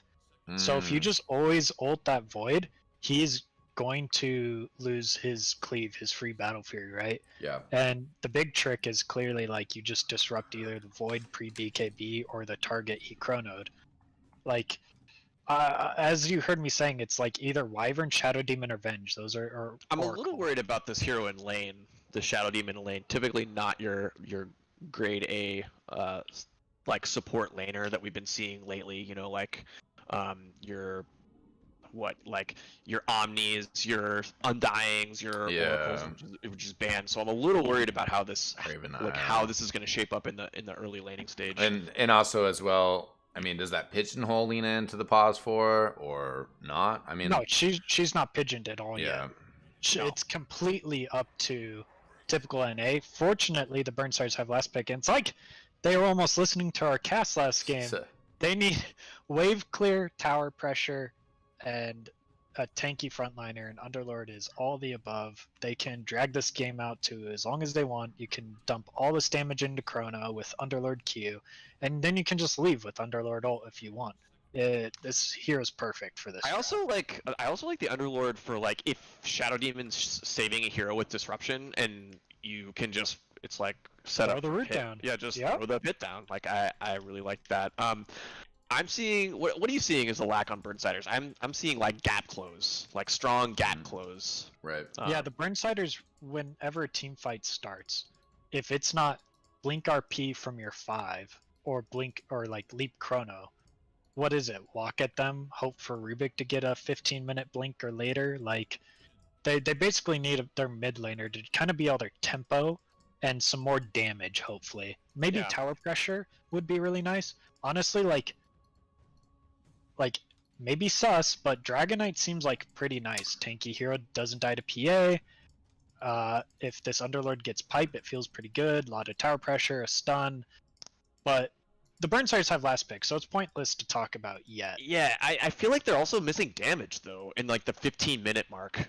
Like Yeah. the 10 to 15-minute mark. I feel like Burnsiders is missing damage and to some extent Honestly, Death Some Prophet extent- feels pretty good. Leshrac again, maybe. Those two heroes apply a lot of damage, and they apply a lot of tower pressure, and they don't how do you really get nuked down. feel about mid Bat Rider? Mm, Yeah, I don't know if I love Shadow that Demon, against. Shadow Demon does a really good job of stopping Yeah, that. yeah, He yeah. does. Give As me well as Bat for PA. typical I mean, NA. Yeah. Bat, I mean, Bat Rider for typical NA is really good this game. it looks yeah. It does Like, pretty if good. they just want to go Bat on typical NA, and then they can flex it as a 4 or mid with the Yeah, look Luna at that. swapping Burnsiders between. just banned it Yeah, out. They just well, they just they're a little banned it out. scarred. They're thinking the same way. I understand. But yeah, that hero's really good in this game. They don't have an answer for it. They don't want to have to last pick something to actually deal with it. The Zeus ban by typical NA is pretty standard with the Void. There he got rid of the Invoker and the Viper. I think both these drafts are kind of playing themselves. I don't know about the PA pick per se. It doesn't feel like it combos super well, right? But I could definitely see her popping off. Didn't she? How does Conka feel for Typical NA Burnsiders? or Burnsires? Burnsiders. Burnsires. It's nice to like have boat fall up to Chrono. I think you're kind of hitting it on the nose though. No tower pressure, and doesn't really have like a lot of mid game damage. He kind of like he's like late mid game damage. You feel me? Like he goes Like these early, like it's like early game mid Yeah, game. 'cause he early goes, game like- damage, but he then goes sort like of- either like bots halberd or drums halberd or Yeah. like earn, and he's kind of relying on like his Tidebringer to be all of his damage, right? So then the gap closing team fighters that are left are like Puck and Storm, but Well, Storm. fortunately, not- typical NA also needs kind of a mobile tower pressure.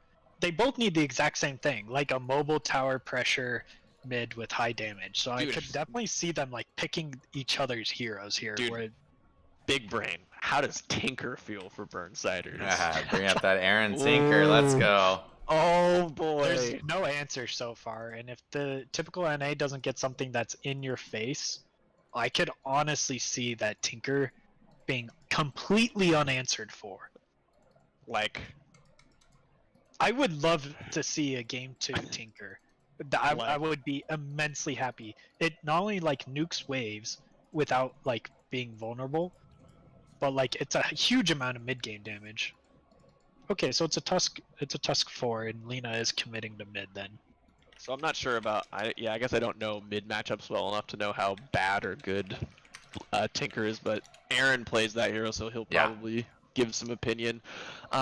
Tinker. I guess one other hero I'm go ahead. thinking of is Ember Spirit for for Burnsiders. Yeah, they don't have really good lockdown per se, right? Like Yeah.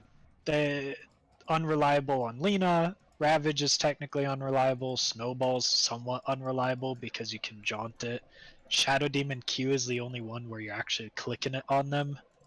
Yeah, I could see it working out, especially with Magnus. All of a sudden you have this win condition, right? Wow! Yeah. What up? Don't shy. Could you start drafting for Steven the Cat? I think they considered the Tinker pick, but it's just gotta be like a confidence thing. I think this patch doesn't favor Tinker a It lot. does Yeah. not. It does not. And Yeah. if Yeah. if they were up one game, Tinker's coming out. Right. The fact that they lost game 1 means we're getting Ember Spear. I think that's literally what came down to.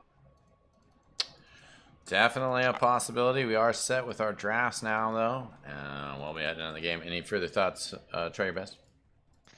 Man, I am like really excited for this game too. It was like these drafts who you were taking? like totally different. I think I'm taking Burnsiders. Oh, I just okay. love watching Ember Spirits like pop off. I love seeing that hero like dominate through the like 10 to like 20-minute time where they're just running around, and I feel like the way the lanes are gonna play themselves is if Ember Spirit has a good game, then Notorious on Rubik is gonna be able to take space in mid while Vinny is constantly pressuring towers. Like I feel like there's a lot of good well-roundedness within Portland Burnsiders. Do you think typical NA has enough wave clear to stop Burnsiders if they do push? I think Lina and Tide are technically their only like wave clear to an extent. So like what do you do if like this Underlord's beating on your tier 1 mid? Do you have to TP 5 heroes? Like what's the response? As compared to Burnsiders, all they have to do is TP Underlord, or the Rubik can just press W. Yeah. And goodbye lane. I I'll think see you in 30 seconds. Like the fights that are gonna look the best for typical NA are where Burnsiders feel that they have to open with Chrono, and that's gonna be the scenarios where Burnsiders feel like they have to open fights with Chrono, I think are gonna favor typical NA the most because they have good ways of dealing with heroes being caught in Chrono. So yeah, this first 8 minutes is gonna be important to watch every little thing, because these tiny advantages are gonna add up real quick to decide which team is gonna be on the back foot for these initial team fights. So Jeff, take it away, my man. Well, lane's going underway here. Quick rundown of rosters. KU will be taking top lane and that Faceless Void. Joining him up there on that support Magnus will be League of Legends. We got Notorious playing that Rubik. Classic hero for himself. Ember Spirit played by Aaron. And that's not Underlord. There we are. Vinny on that Underlord. Over for typical NA. This time we are going to have Rusi playing Phantom Assassin. They're raiding the jungle already. Pingu on Tusk. We have Brightside on that Lina. Foo Squash playing the Shadow Demon. And Pishta on the Tidehunter. Did any of us think about the Shadow Demon as being mid? I saw that in the draft, and I kind of like looked away for a second, and you guys were still talking. I was like, we didn't talk about that, did we? We did not talk about that. Yeah, instead of the Lena, Oh, I noticed Lena that as well. So 4. I No. or What? 5 with Mr. Brightside on it. Oh my So, gosh. Did yeah. my words come to fruition that I'd literally pick this hero in any position? Just get it on my team, please. Oh no! Nice try. Doesn't quite. He gets the illusions. TP's off cooldown though. Oh no, he did. He did. He just stuck there. They got clipped on the lower part The of lower that cliff. multi part. Nice. Wow. Styling. I think all of our words might be tossed out the window. I'm a bit flustered here with the. I mean, like, Shadow Demon technically never dies to this Ember Spirit, right? Because if they hit 6 at the same time, the Shadow Demon can literally just take away Flame Guard, and like the Ember Spirit can't use his ulti effectively because you move like 0 move speed. Mm-hmm. Yeah, I'm wondering if his build is just gonna be 1 in Flame Guard and maxing Slight. No, he's definitely maxing everything but his E, right? Like, Yeah. he's too smart of a mid laner to forget that Forget Shadow that. Demon's ulti counters him. Yeah, it's gonna be a tough start to the game for Aaron. Right now, things just kind of chill as this game getting underway. Notorious taking a dagger from Rusi. Bottom lane kind of going okay here, though, for the Burnsiders to start. Things just really getting underway, though. Yeah, just trading some blows. Yeah, Notorious has just barely enough survival here. Rusi's still trying to chase him down here. The dagger, yeah, it's going to be too much. Like the lift. It's always the problem with that 4-position Rubik. That this first like level or two, you just feel so weak. Like you got you kind of only have 1 or 2 jobs, which is pressing W on a range creep and like not getting pew down. And it's like you don't have much. Neither of these heroes really have much of an answer to this Lena Phantom Assassin like just going on them just yet. So Yeah, You just make kinda it being sound aggressive. so easy, but when I'm playing, it feels like this, where it's just they press spells on you and you cry. Like, oh, it's just miserable. This Lena Yeah. hero's too good. Yeah, LSA, Fiery Soul. It's just putting so Wow. much work in on Vinny. Wow. Play it while it's hot, I can guess, see right? I can see why this hero just that's hot. I can see why this hero just gets banned every single game. Yeah, like this Yeah, hero can play like almost every position effectively, not like loosely like a wind. Effectively, like she just dumps on lanes. Like I think her attack range is too long, her attack animation's too clean, her spells do too much damage. Like take someone like Puck. right. yeah, That damage is like almost the same. yeah. But You know Attack what? yeah, go ahead. Thinking a little bit more about this, I was noticing Notorious's items, and he went for this magic stick, which sort of says to me like he wanted to be in the lane, like where PA was, like getting last hits. And I you know, ad hocing a little bit. I think he should have gone for the Boots Tangos build and actually been dragging waves, like dragging second wave back. And he takes actually a wave of XP solo away from Underlord, and it forces this sort of weird thing where Lena's got to like run up and trade XP with Notorious, or decide if he's going to trade XP, because you kind of want to put Vinny in this 1v1 against against Phantom Assassin. They just like didn't identify that that's what they needed to do, and these like typical NA did a really good job of identifying like, oh, we just go on them. Like they level 1, they can't literally do anything to us. So a little bit of a missed opportunity there for the first like 3 minutes.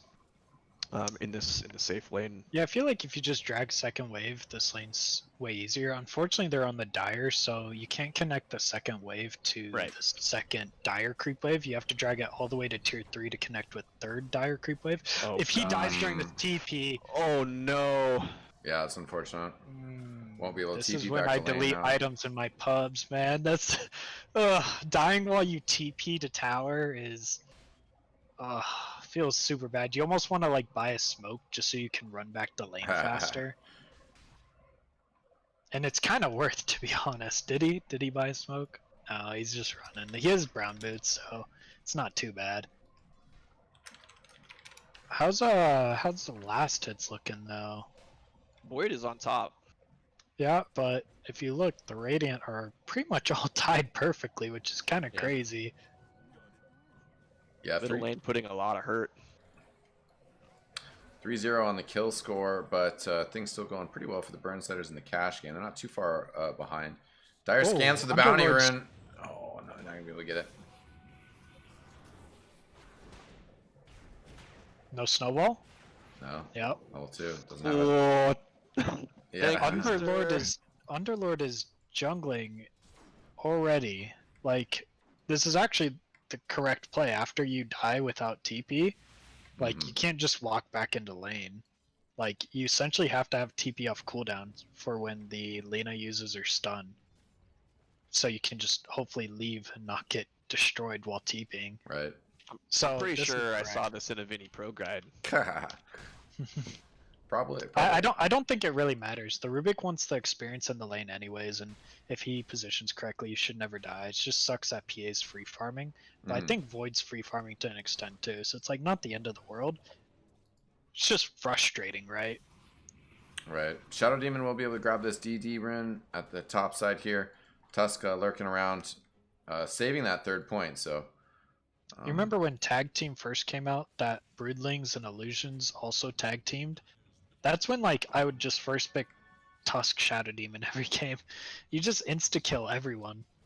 3 players lurking around mid lane trying to get the kill on Aaron here. We'll see if anybody jumps in for the TP support. It is Notorious coming in on this Rubik. Oh, he cancels his TP.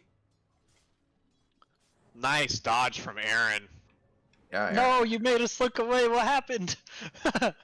Yeah, Aaron dodged. I was wondering whether Rubik actually got his TP canceled because I was Yeah, kind of surprised he PA didn't. doesn't But have a TP cancel. Maybe he thought that no, he the Ember canceled was it. fine. Yeah, and he is, and he was. So I was like, that was really good positioning from the Lina and like stunned the Ember immediately coming out of spirit form.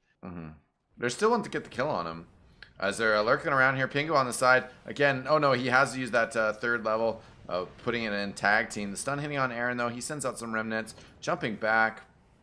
Yeah, he only had 1 spirit left there, and I'm curious as to why like the Lina and Tusk just, or like at least the Lina didn't sit back behind the tower and wait for him to expend his spirit, then go on him. I feel like it's on the Shadow Demon to try to force that spirit, but here comes Vinny to the mid lane. Do Yeah, think, it looks. I you think Aaron's he's probably gonna take it walk out. over? Yeah, I think he's Yeah. just gonna press Q on the waves in jungle, and I think the Ember's gonna take over triangle and safe lane. The stacks were scouted though, weren't they? And they have a ward on top of them. And Tidehunter's headed over there right now. And Mag is like, Oh, he's please stop booking it. Stop, don't touch my stacks. Yeah. Oh gosh. Oh Oh, no. no. The whole Vinny- lane was static, so that way Magnus Oh. could stack the whole lane. And Tide has just come and taken all of them. And the Dire don't even know. I guess Magnus saw the Tide go towards there. But I just don't think the Dire are in a position yet to stop the Radiant from just taking their stacks and applying pressure on their towers quite yet. Maybe if the Underlord had a bit better laning stage, at least the Magnus soaked some levels here. Man, I'd like to say that this is all happening pre 10 minutes. This is happening 8 minutes into the game. These aggressive moves like into the Dire jungle. I really like watching these teams when they sense an advantage. They like really press the issue as early as they can, and like walking 3 heroes into the enemy jungle at 8 minutes into the game because they see this. They see these stacks as like it's really nice to see that type of coordination. You see them drawing on the minimap too, Vinny going down mid to the Shadow Demon ult.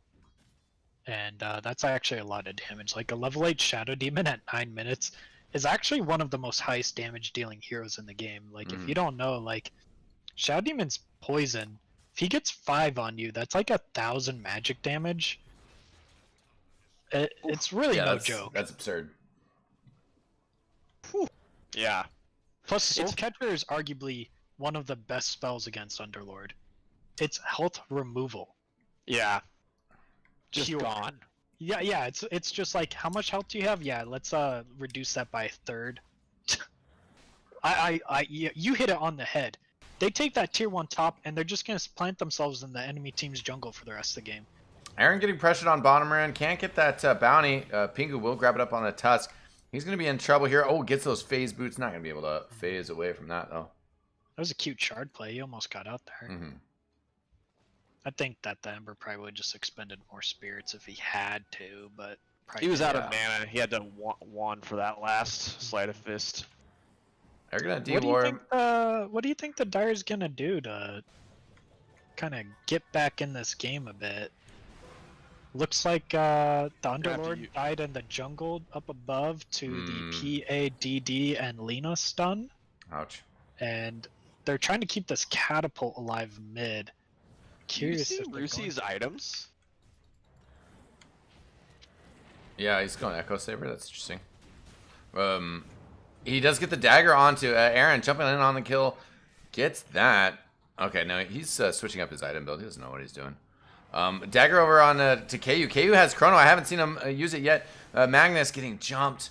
Players are weak here. I'm not sure KU thinks he can get that kill on Tidehunter, though. Finny jumping in here. Now KU comes in. Oh, he just basically... No, it's a zoning Chrono. Zoning Chrono. Rusi in some damage here. Notorious wants to get that kill, but... Yeah, he has too many leaf targets. He's never in trouble there. Like, that's... Fable did a lot of damage. There we go. Now he's in trouble. Yeah, that's big gold over to the Ember Spirit. Magnus still lurking on the side. Oh, great chains. The Ravage coming out here. However, Aaron does have a stick ready to go here. Still dodging around. The Tidehunter is going to go in trouble here. Aaron stunned one last time. He dies. This is what I'm talking about. Yeah, that type of shit is awesome to watch. I get chills whenever I see that kind of shit. Imagine if KU hits this Chrono here. I bet that team fight's even easier, dude. Right. Ooh, the spray paint, too. I love it. That's gotta bring a lot of hope to the Burnsiders, that you can like hit no one with your Chrono and you still trade like, what was it, 4 for 3 or 4 for 2? Yeah, it was a pretty good fight. Your RP isn't even out yet. Your Underlord wasn't even there the entire time. Like, you gotta feel pretty good that basically 2 heroes aren't doing anything and your team fight's still doing pretty well. And Kobe is just inches away from that level 6. There he goes. He gets it off of these ancient creeps getting killed. I So, can't believe that he RP went available into now. the DPC website and was like, I want to change my name. Okay, Kobe, what do you want your DPC official name to be? League of Legends. Pog, League of Legends, Teemo. Teemo. Come on, man. Legendary. Don't expose yourself like that. Nice shards. Yeah, blocking off Vinny. Run forward here from the Magnus. He's going to come out of this disruption. Still has that RP available. Burnsider's jumping forward here. KU see if he can get a bash. Oh, nice skewer. Drags that Shadow Demon back in. He's in trouble here. A little bit of health still left on him. He is going to juke the Ember Spirit, but not going to be able to juke the Notorious Dragon Slave. Yeah, still moving forward. Finds Brightside, the LSA right on top of himself for the Lena. Aaron Ember Flame Guard. Moving forward, gets that kill. That's a huge turn for the Burnsiders. 10-9 on the scoreboard now. Things extremely evening up. Look at the Rubik doing the most damage there. That's big height. That's what you want from your 4 position. Stealing the Dragon Slave that's maxed from the Lena, which is obviously like the typical build. He's just throwing out, casual, 400 damage nuke with another 350, so he basically has like a free Laguna Blade on like a 6-second cooldown.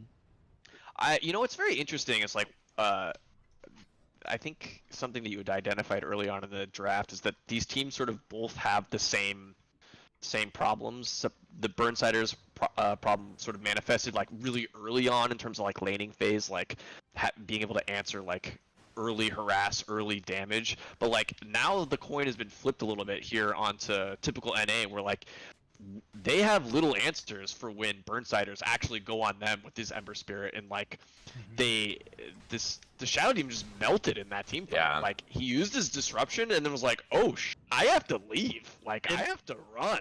In my defense, I thought this was a Shadow Demon 5, which No, we all did. I believe is arguably the correct play here, because you don't want your Shadow Demon to be positioned to. Yeah. This is just a lot of posturing, but now, yep, here they come. They're running, and the Radiant don't have any answer for other than Right. Ravage, right? Run Yeah, to the and hills. Ravage is there, but doesn't really want to use it. Tidehunter will turn, and yeah, can't get it out. The Dragon Slave just blasting him. And now Tusk going to be in trouble as well. Just kills coming out left and right for the burn. So just going to drop the chrono on PA just to really get that lockdown. Doesn't care too much about that disruption. However, yeah, the blink over across. But the rest of the Burnsiders still running forward here. They want more. Double buybacks.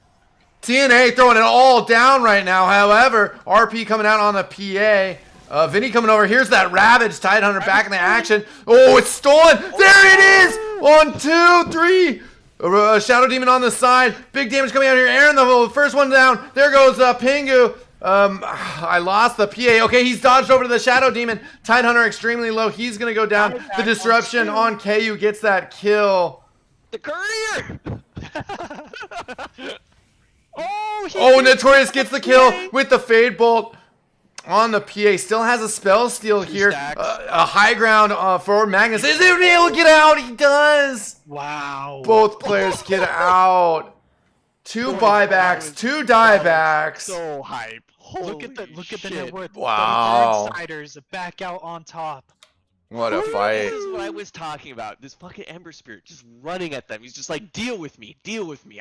I'm coming at you, deal with me. Oh my And goodness. they had no way to deal with just being walked at. Someone clipped that stolen Ravage. Yeah, was for sure. Frame Oh perfect. my god, that was Frame so perfect. sick.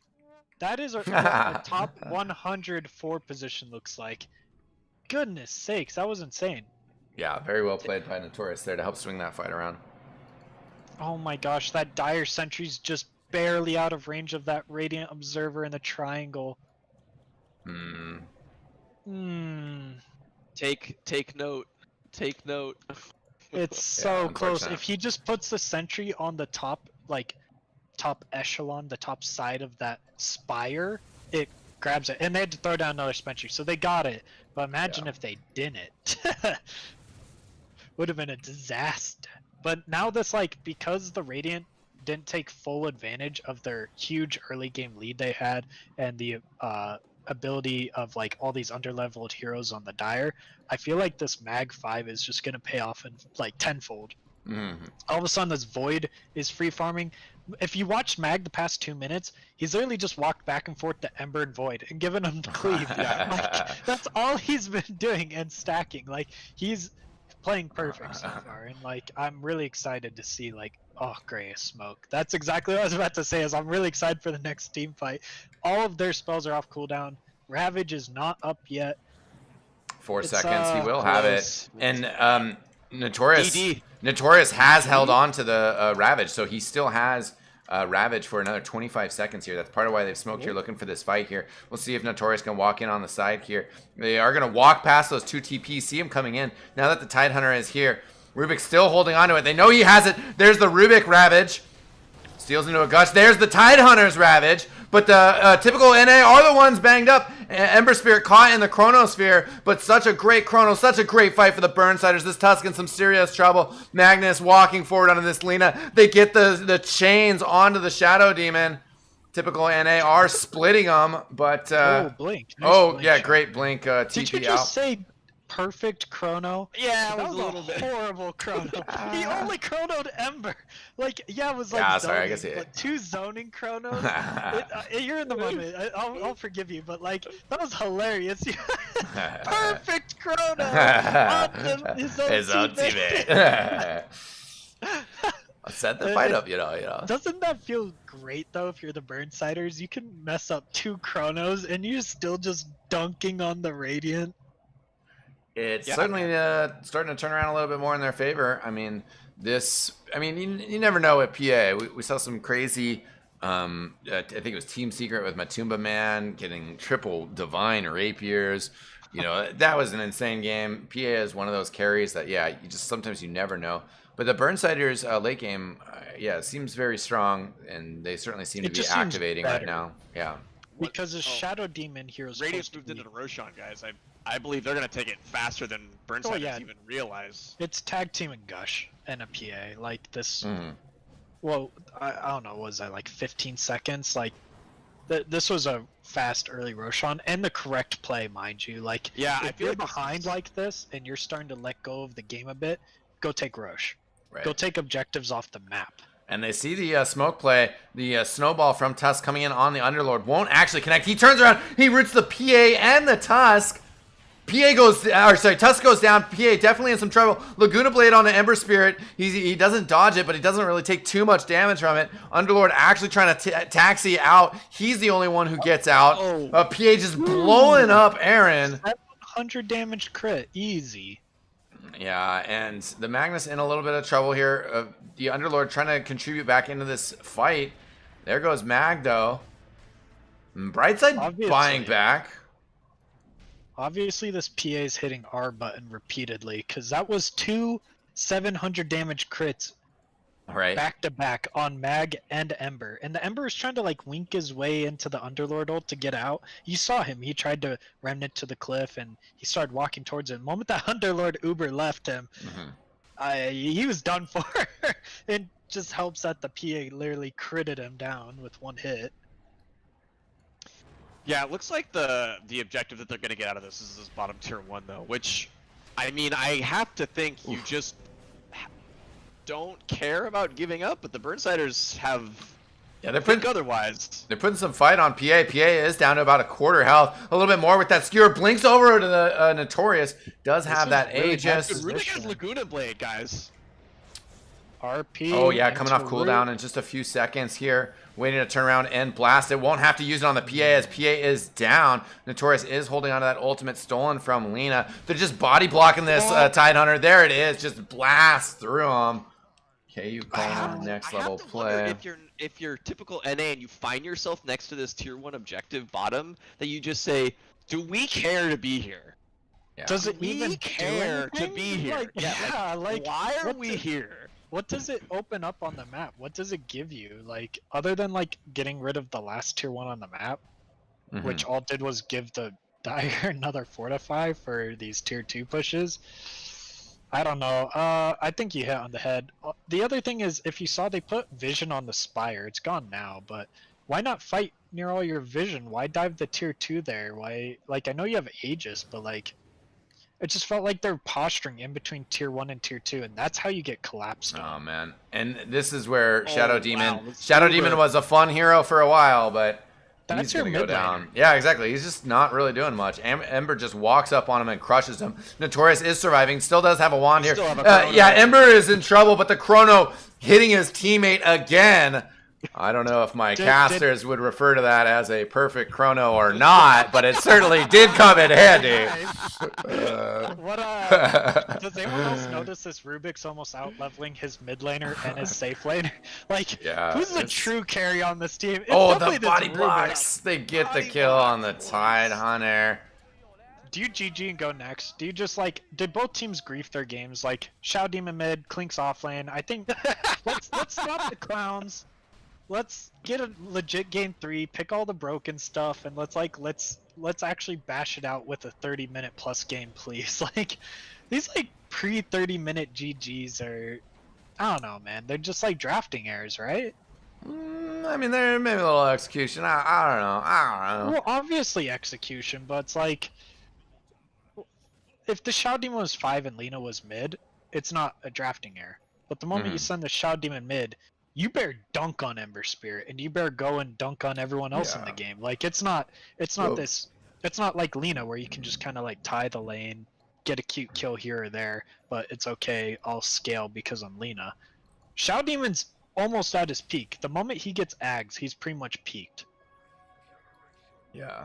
Well, it's coming out here in about 700 gold or And 650 gold. is it even a good Ags game? Like, you stop the bash and you stop Underlord E.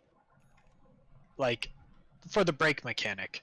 Is Right. it like that's typically when I would ever transition Shadow Demon to mid or core position, is if I'm against the PA or if I'm against like something that needs to be broken, right?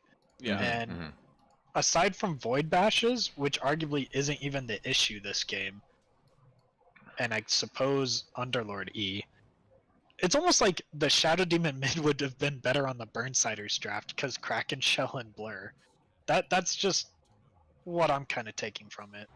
I love these aggressive wards from Burnsiders. I love this one. I'm gonna have to remember this one, where you just put it in this little bushel of trees here, and they clearly have one inside their base that the typical NA hasn't even like dealt with yet.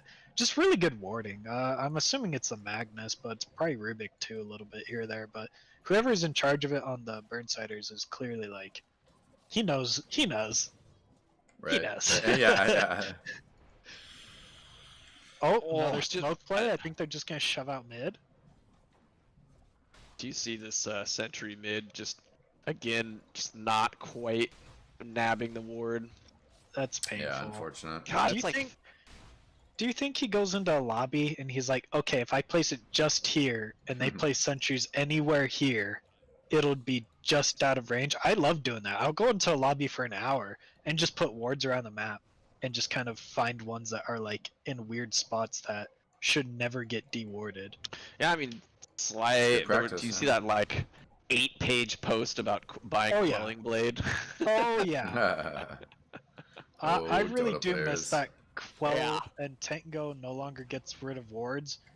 That was like rewarding the players with fast fingers. I miss those days. Whenever I'd play like Sand King and I instantly eat your sentry, it made me very happy. Like, Yeah. that's like the dream. Hey, we got an Arcane Rune and Blink Ag's Aether on Shadow Demon. He is at Okay, he's ready. maximum power. This is other than like I suppose Octarine, this is as strong as your Shadow Demon should theoretically be until like 25, right? Mhm. So what's the plan? We smoking? We just gonna wait and hold high ground? What's the plan here, typical NA? Like they're really chopping up the map real nice, good map mirroring. If this PA like cuts the mid wave and Lena and Shadow Demon pressure bottom, that's kind of the ideal trade. Is you're pressuring 2 lanes, but they're pressuring 1. Yeah, this PA is just so close. Yeah, there it is. He's got his BKB now. They don't want to do anything till that BKB comes out. I think Yeah, it's just okay. really weird about this Echo Saber. Like, I feel very weird about that Honestly, item on PA. It was so good for when she got it out, but now it's so bad. they had such a huge lead, and that's the item to maximize on it. And I think that's what it's about. Yeah, we'll see how And- things go here. Burnsider's just trying to keep this pressure, trying to force a fighting situation to say, okay, you know, we don't want to really play on the map, outside on the map anymore. We're also just going to get these barracks and then just Uber out all 4 players on top and the RP. RP probably a little bit of a waste there, but, you know, at least making sure that he did get I out think it was an insurance policy, against but the also Ravage. Or... if they do want to cancel the Underlord ult there, you're immediately like ready to go. I think the Underlord got stunned there, and I genuinely think he was going to cancel there. Like I kind of feel like he was gonna cancel there. So if this mag hits like a big RP, like they're good to go. They can just like full Yeah, send, that's true. right? That's true. We got a pretty But- long Roshan time, boys. Another Oh minute my and gosh, we 45. did. Yeah. Yeah. That's almost max, isn't it? It was 2 minutes. Is max 3 or is Max is 3. Max is 3. Let's Yeah. give a smoke here.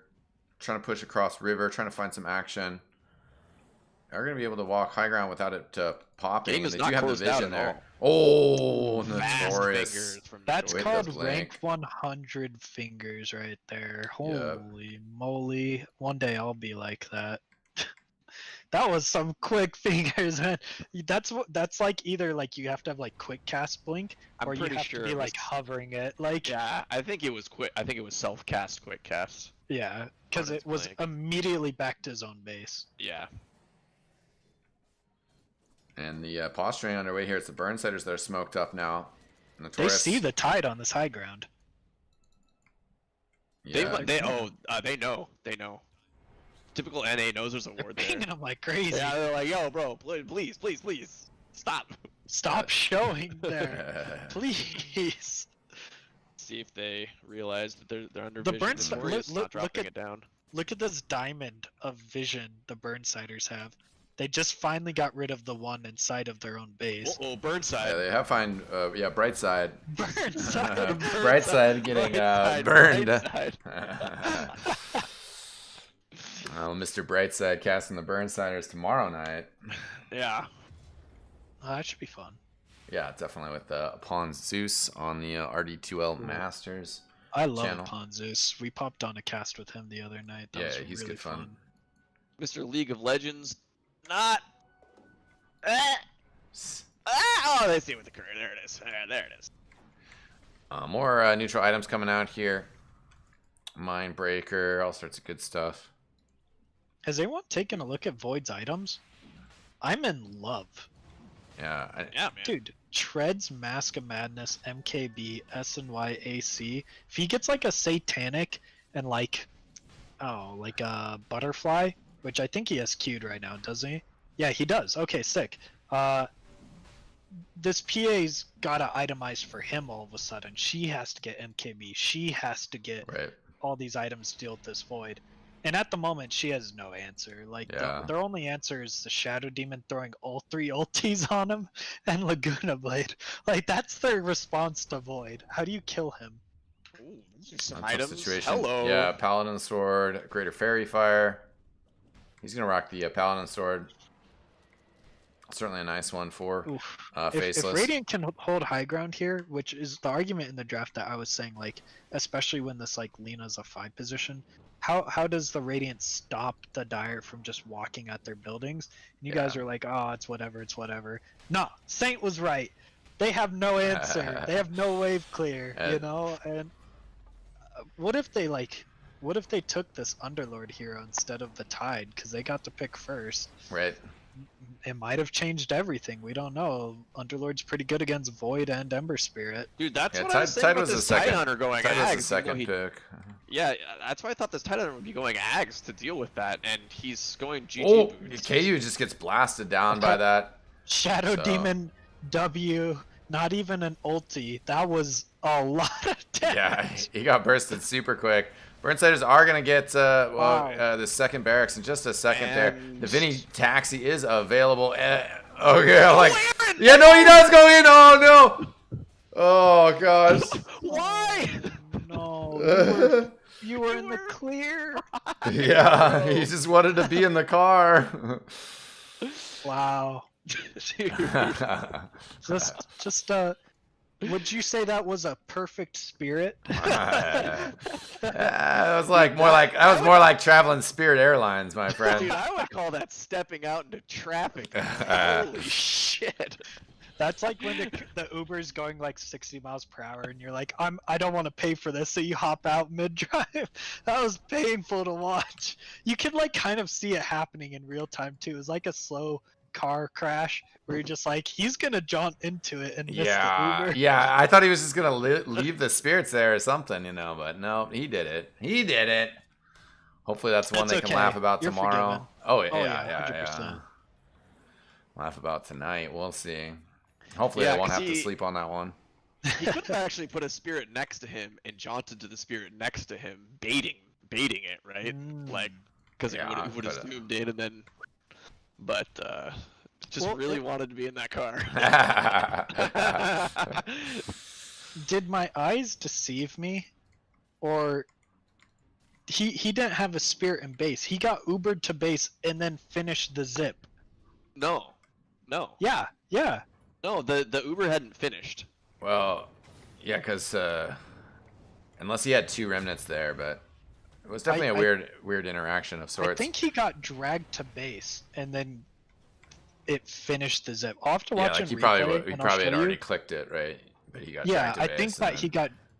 Obviously, But- he was traveling spirit before it finished, but I think he got like as his spirit traveled through Underlord ult, it drug him to base, but then And then he landed back, and then he landed priority back. goes to the priority goes to you finishing your Yeah. Ember Spirit jaunt.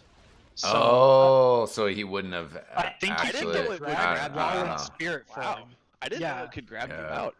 We had an interesting looking ghost hook that happened where. Yeah. Oh, Yeah, I don't know if you watched We that. already Yeah. saw that. That ghost hook was pretty cool. I'll watch that clip back later. Oh, great Ravage though for sure. KU just getting bursted down again. 667 gold. Vinny trying to escape, but yeah, walking up on this high ground is dangerous up against this Shadow Demon.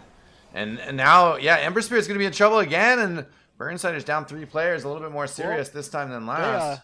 They answered my question. I was like, what do you do when the Dire pushes your high ground? Apparently, Yeah, just literally blast 'em. press R. Hit him with the laser beams. That was insane. The Shadow Demon dropped 2 of his ultis there. Yeah, that was.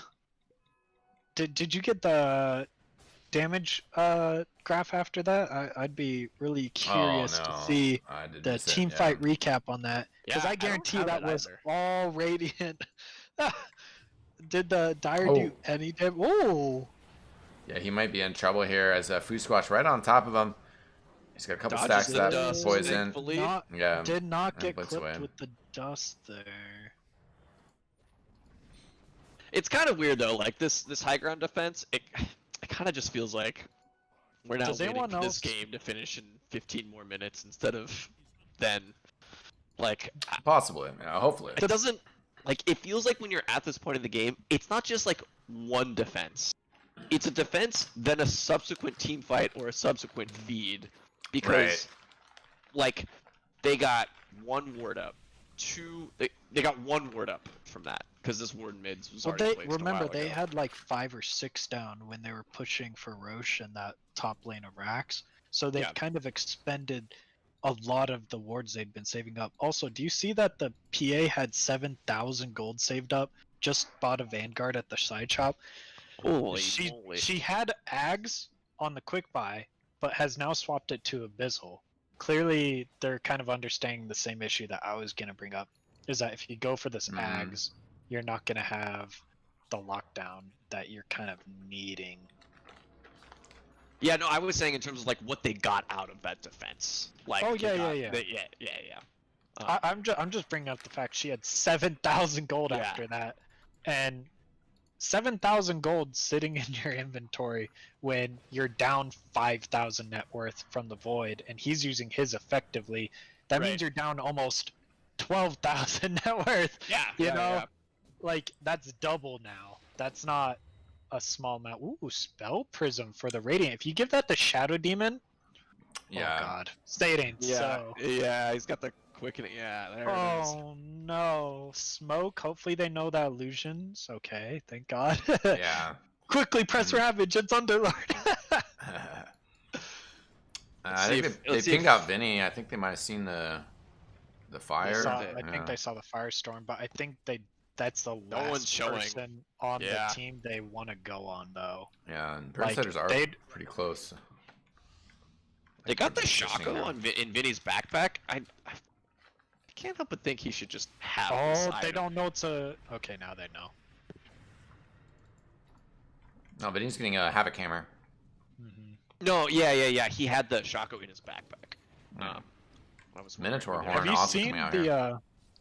Have you seen how much of this net worth lead the Radiant's been chunking at? Like, I joke a lot about like when you're the Radiant in this position that you just sit high ground and hope the enemy team throws, but like they're doing a fantastic job of just slowly chipping away at this net worth lead, taking good fights, like kind of forcing the agenda of the enemy team. Mm-hmm. If I were the Dire, I would just. I mean, fortunately, Roche is up in 15 seconds, but that's kind of. May. You can't go high May. ground unless you have Aegis, right? Like, or if the enemy team's all dead. Yeah, May. Yeah, May. May. Yeah, I mean- what do you think? Refresher or Ags? Which is the most broken? I think it's Refresher. Ags would be super nice on Void. Just bash everyone as you leap in. Oh, I really always like go that item Ags on here. Void so much, like Feels all the good. time. But Refresher feels super good too. This is a fast Roche too. It's gonna be up in 30. Never mind, I take it back. The Void can't even press Chrono twice and leap twice. He would run out of mana, even though Refresher Shard doesn't even cost mana. So Ags is by far the best item if this third rush provides. Now here's the question. Because of the game we're in, does he take the 140 Chronosphere AoE? If he does, which I Bit of think a he joke. should. I think he should. You wanna know why? I He's only been hitting 2-man chronos, and one of the people's his teammates. Alright. Alright, no flame. No But flame, like no real flame, talk, no flame, real no talk. flame. Like obviously backtrack into Lena and Shadow Demon, 20% chance to dodge Gonna Lucan, a be- 20% chance. Gonna to be the dodge. thing.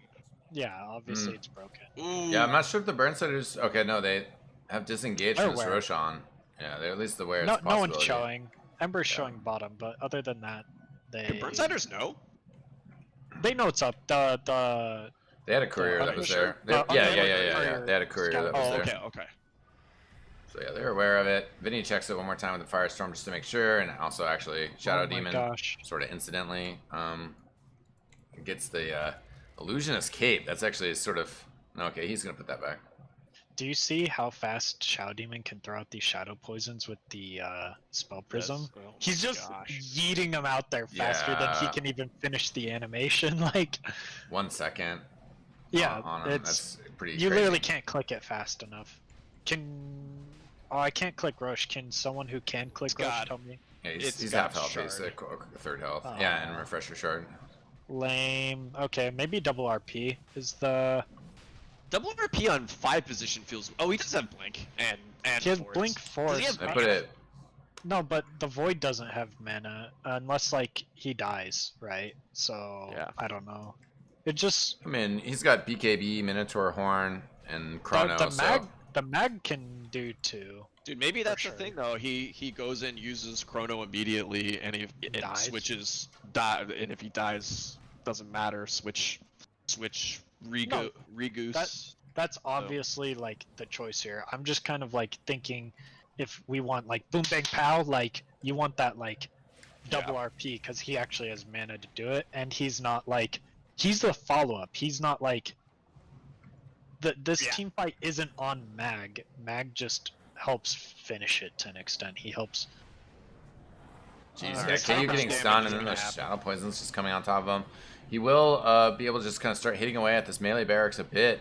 Aaron, nice chains. He will get hit up by this PA. The jump forward by KU gets 3 on the Chrono. Aaron in a ton of damage. He's actually barely surviving here. He's trying to get out. KU is still fighting in front of the tier 4s. Aaron has gone down. No buyback available for him. Pisha has used his Ravage. Is just kind of fighting outside of the base. KU kind of still back Notorious and holding forth on in to front. Ravage. Yeah, there's the Notorious Ravage gets 2. KU jumps over at the same time. Both of these heroes extremely hard to kill. Rusi getting separated from KU with those shards. KU is in a little bit of trouble here. Still has Aegis. Still, yeah, trying to backpack switch in this refresher shard. He gets Killed him in base. Oh, okay. He got drugged yeah. to base. Fortunately, if he didn't get Ubered and he Fuck. died prior, that might have been like I won't be like, oh, that's game, but like. The Radiant's chances Wow. of winning immediately jump to 50 if he doesn't get Ubered out of there. Yeah, with the buyback on the Shadow Demon, I mean, the typical NA still kind of end up a little bit ahead in that fight. More experience and more gold. This is definitely becoming a very tough game for the Burnsiders to push high ground. The Ember didn't have buyback there. Yeah. They Yeah. seemed to be wanting to get that Lincoln's out, which I respect, but I He don't didn't know. even. Yeah, jeez. I didn't see how he died actually because I was watching. KU He got Yeah. a double Three people. crit. He got pretty blown Oh, up double after crit. he did sort of get a remnant away, but yeah, obviously apparently not enough time to get the cheese. The PA just daggered him again after he Oh went yeah, down. okay. And I'm guessing he got abyssaled. Yeah. KU still holding on to this refresher shard. I mean, you know, they're not looking to take a fight right now, so no reason to pop it. I wonder if he's gonna use it. I don't know. I mean, the he only definitely thing the certainly could Radiant's here, missing but- is Ravage here. Oh. And KU is actually Nice. messing with some items in his inventory as this jump comes on top of him. Oh, and he gets blasted down. Not He bought really back. much He save. bought Yeah, he back. buys back. He's Oh my gosh, if the Radiant can get out here, this is massive. yeah, I mean, I think they might be able to. Brightside going away. They know that players Oh, are on the the bottom right. leap Ember. over! Yeah, he will get the tusk. Same time everybody else goes down. Snowball coming out here. They're hunting for more, but Yeah, Oh Pingu my actually gosh, did. he's wasting so much time. Fantastic If shot he getting gets, away. oh no way. Oh no, he Oh, will. no. Wow. God. No Pingu. way. A spider God. legs juke. Yo, that's a tip. That's a chat wheel spam. Get him in the chat. That's a fist bump if I've ever heard one. Come on, man. Wow, that was. It's little 4-position plays like that that are like what I live for. I know it's Yeah, like make a huge so difference. lame, but I love that stuff, man. That like shard playing yourself to like the low ground there, and then like walking on the high ground. Like it's just like such little things that like really like kind of drags the breath out of the Burnsiders when they can't even like finish a Tusk kill. Like it just feels bad. Yeah, it's a little tough. Butterfly coming out here for KU now. Oh, looks like he wanted Butterfly over the Satanic. Why do you think that is? Probably because the PA doesn't have NKB yet. And it looks Yeah, like that the evasion. PA has another 6k gold just sitting around. Obviously, you want buyback, but she hasn't scouted this this Butterfly on Void, and if she doesn't get an MKB here, it's gonna be on Lena and Shadow Demon pretty It's much. dicey, boys.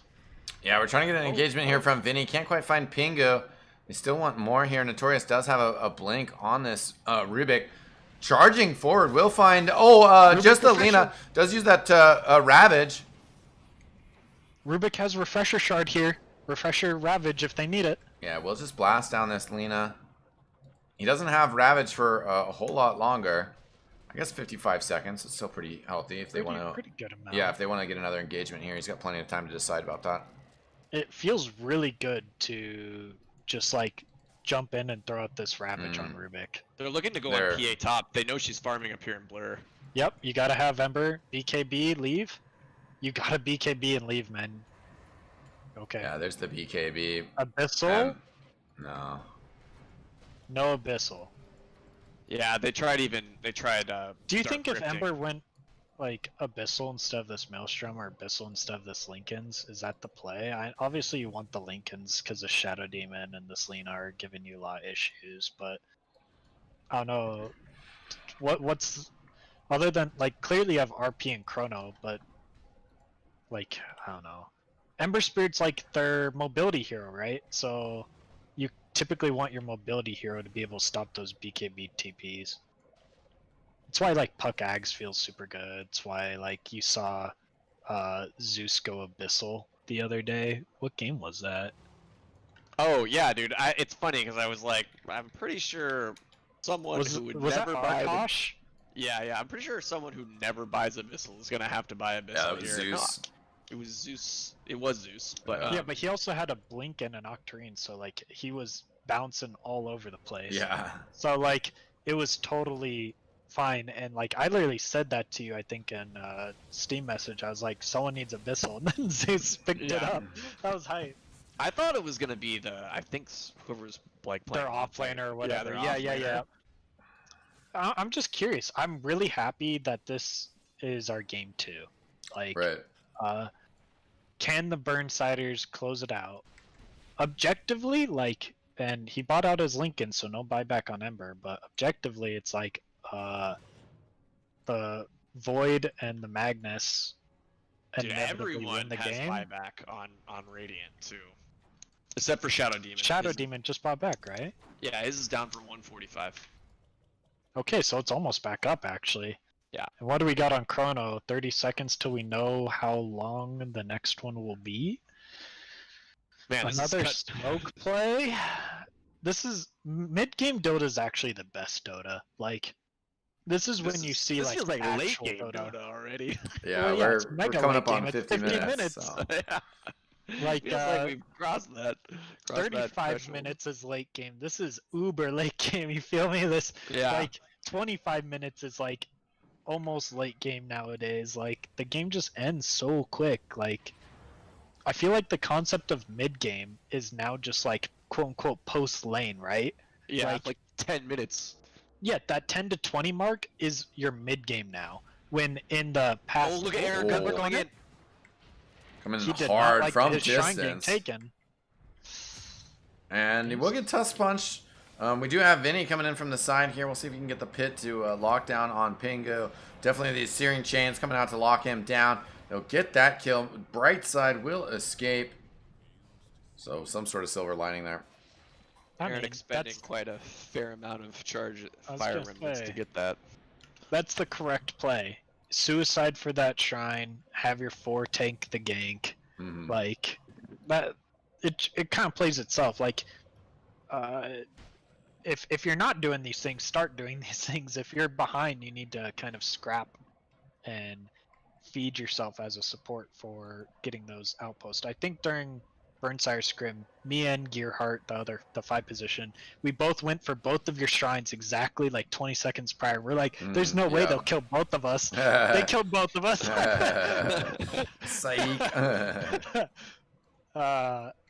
So it's these shrines are super important. I know like people like to pretend like they're kind of like whatever, or they're just like map control, but the experience is actually huge. Hey, something I want to talk about is this this butterfly pickup from KU. When we originally were looking at it, we're like, oh, this makes sense. It's gonna force this. It's gonna force Phantom Assassin to go through. Go MKB. Go MKB. Yeah, except that time in which you like get something out of that butterfly basically was not used. It feels like looking at PA's item, she's gonna have this. She's gonna have this MKB plus buyback here like really soon, and KU didn't really even get to use that. It feels like you get this as soon as this MKB comes out from PA. You gotta be like, well, maybe I just sell this item and get rid of it because is Roche. I didn't even use it. Yes, just spawned. Yeah, Vinny spawning it. Refresher shard and an Ag Scepter. Obviously, Underlord. It goes. Obviously it goes to the void here. I think the other person, because the Ember and the Rubik already have Ags. Oh, he tried to go for the max range blink there. I think he clicked it just shy, and that's why he ended up on the short side of the cliff there. Right. Good vision from. I think you brought up a really good point, though. The vision from the creep wave, but I thought you brought up a really good point that like it doesn't feel like he's gotten the impact out of Butterfly that he was kind of anticipating. Yeah. By taking apart this Mask of Madness, right? And I agree, but now that he has like Satanic, I feel like he's almost slotted. What's left? Moonshard? Yeah, he just, as I say it, he queues up Moonshard. Yeah. And that's it, right? And then like Rapier. Like, yeah. Oh, we got the double damage. Do you see this PA? She has just the Demon Edge, and she has the MKB components quick buyed, but she wants to have buyback.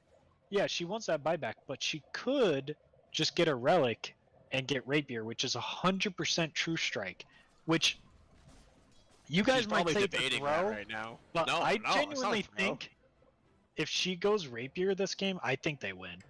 She didn't go triple. Has the Ags. Yeah. Oh my god. She didn't go triple dagger though. And that's obviously she's been getting all the crits she's wanted this game, so I'm not one to judge. And I'm not a PA player, so I don't really know what's the right talent. But whenever I'm playing support and those triple daggers start to come out, yeah, all of a sudden I have to go Ghost Scepter or Blink, and I'm just miserable because she gets this like dagger on like a 6-second cooldown, and I'm just getting one hit crit by a dagger of all things. Right, pretty absurd. And situation. she didn't even mean to throw it at me. It just happened to. I wrong place, wrong time. So yeah, everyone has buyback except Void and Lena, and that's due to gold. So I hope the Void just farms one more creep camp or wave so he has it. Because it's really awkward to be like, guys, please get me a bounty rune so I have buyback. Right. Okay, so she buys out the MKB. That's a safe play. It's probably the correct play. It's game 2, you're down 1. That's probably right. Just would have been nice if it was a Rapier. Yeah, I mean, they game 2, you're up 1. Yeah, they want down 1. Typical NA are up and want to. Yeah, I mean, still close it out. Why'd they go Rapier then? Ooh. How'd he know? How'd he know exactly? The creep wave had to show, right? Yeah, you must have seen him earlier. Right now, KU actually being attacked in the middle lane. Loaded the snowball. That was beautiful. And zipped out. That was neat.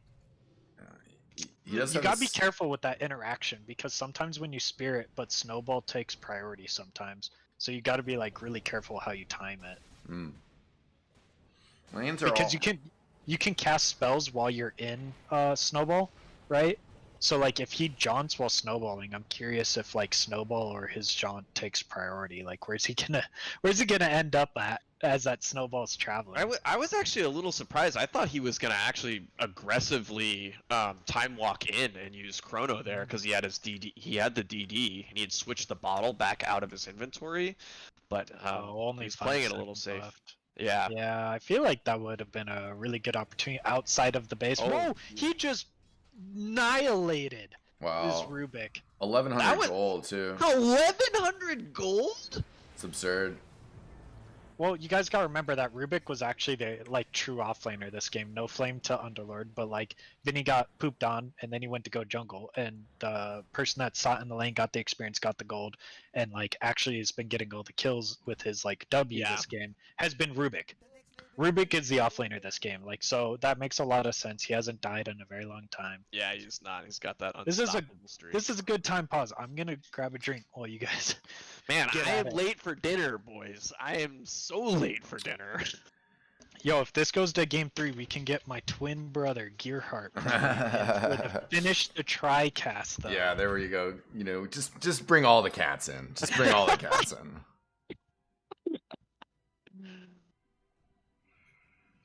Well, it has been a pleasure, ladies and gentlemen, but yeah, a little bit of a pause here for lag, so just chilling for a second.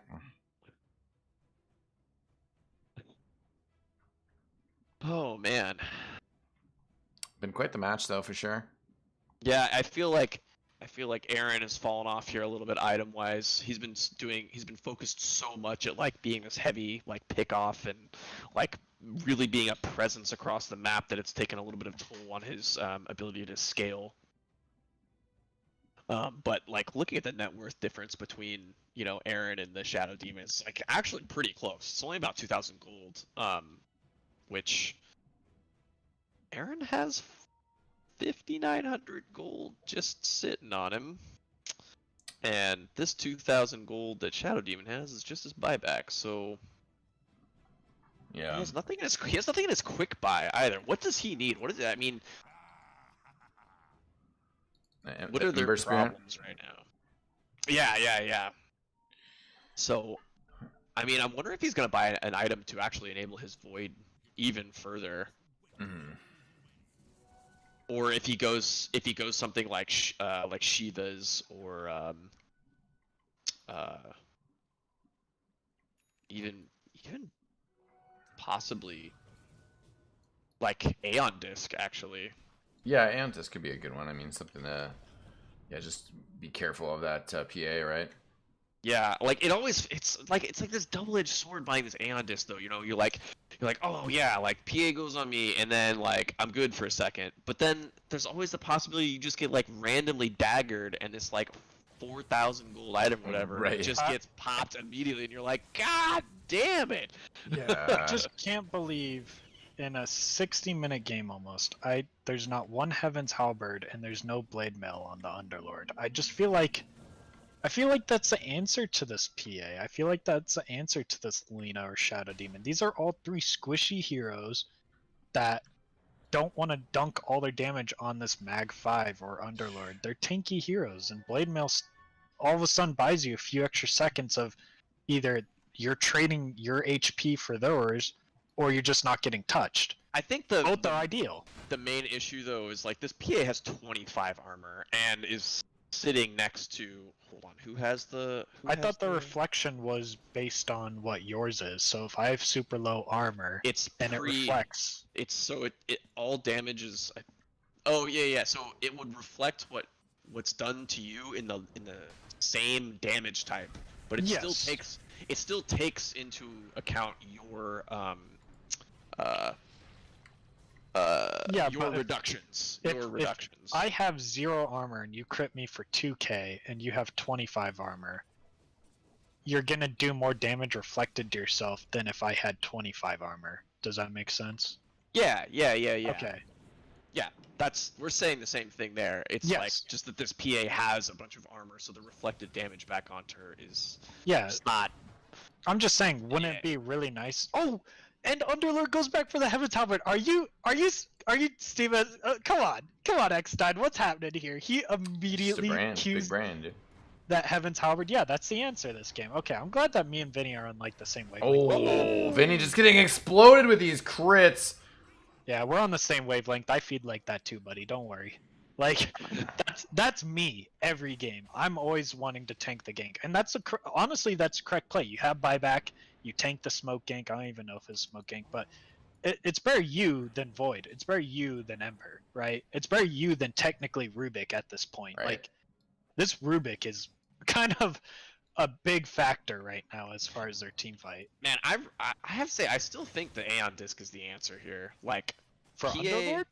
just in general. Like how do you go on people? You have to like burn it down with dagger or something like that, and you basically can't blink on anyone that has it. You have to get a dagger crit. Dude. And if you dagger crit and it pops, then you're not going in. The Dire have 2 refresher shards. Yeah, just And the chilling. cheese. They're holding on to some What the- items for sure. What the heck is Dude, going no one's on? used to playing this type of Dota. Everyone's used to the game they're used to Yeah. the game being over and them already being almost done with the next game. Like no one What's 60-minute items? That's what Yeah, every that's what caster we're gets coming all in now. razzed and jazzed about. I want to talk But tier Jimmy's 5 items. But What do Jimmy's- you want? Go ahead. But Jimmy's, I don't know, they'd be being wrestled.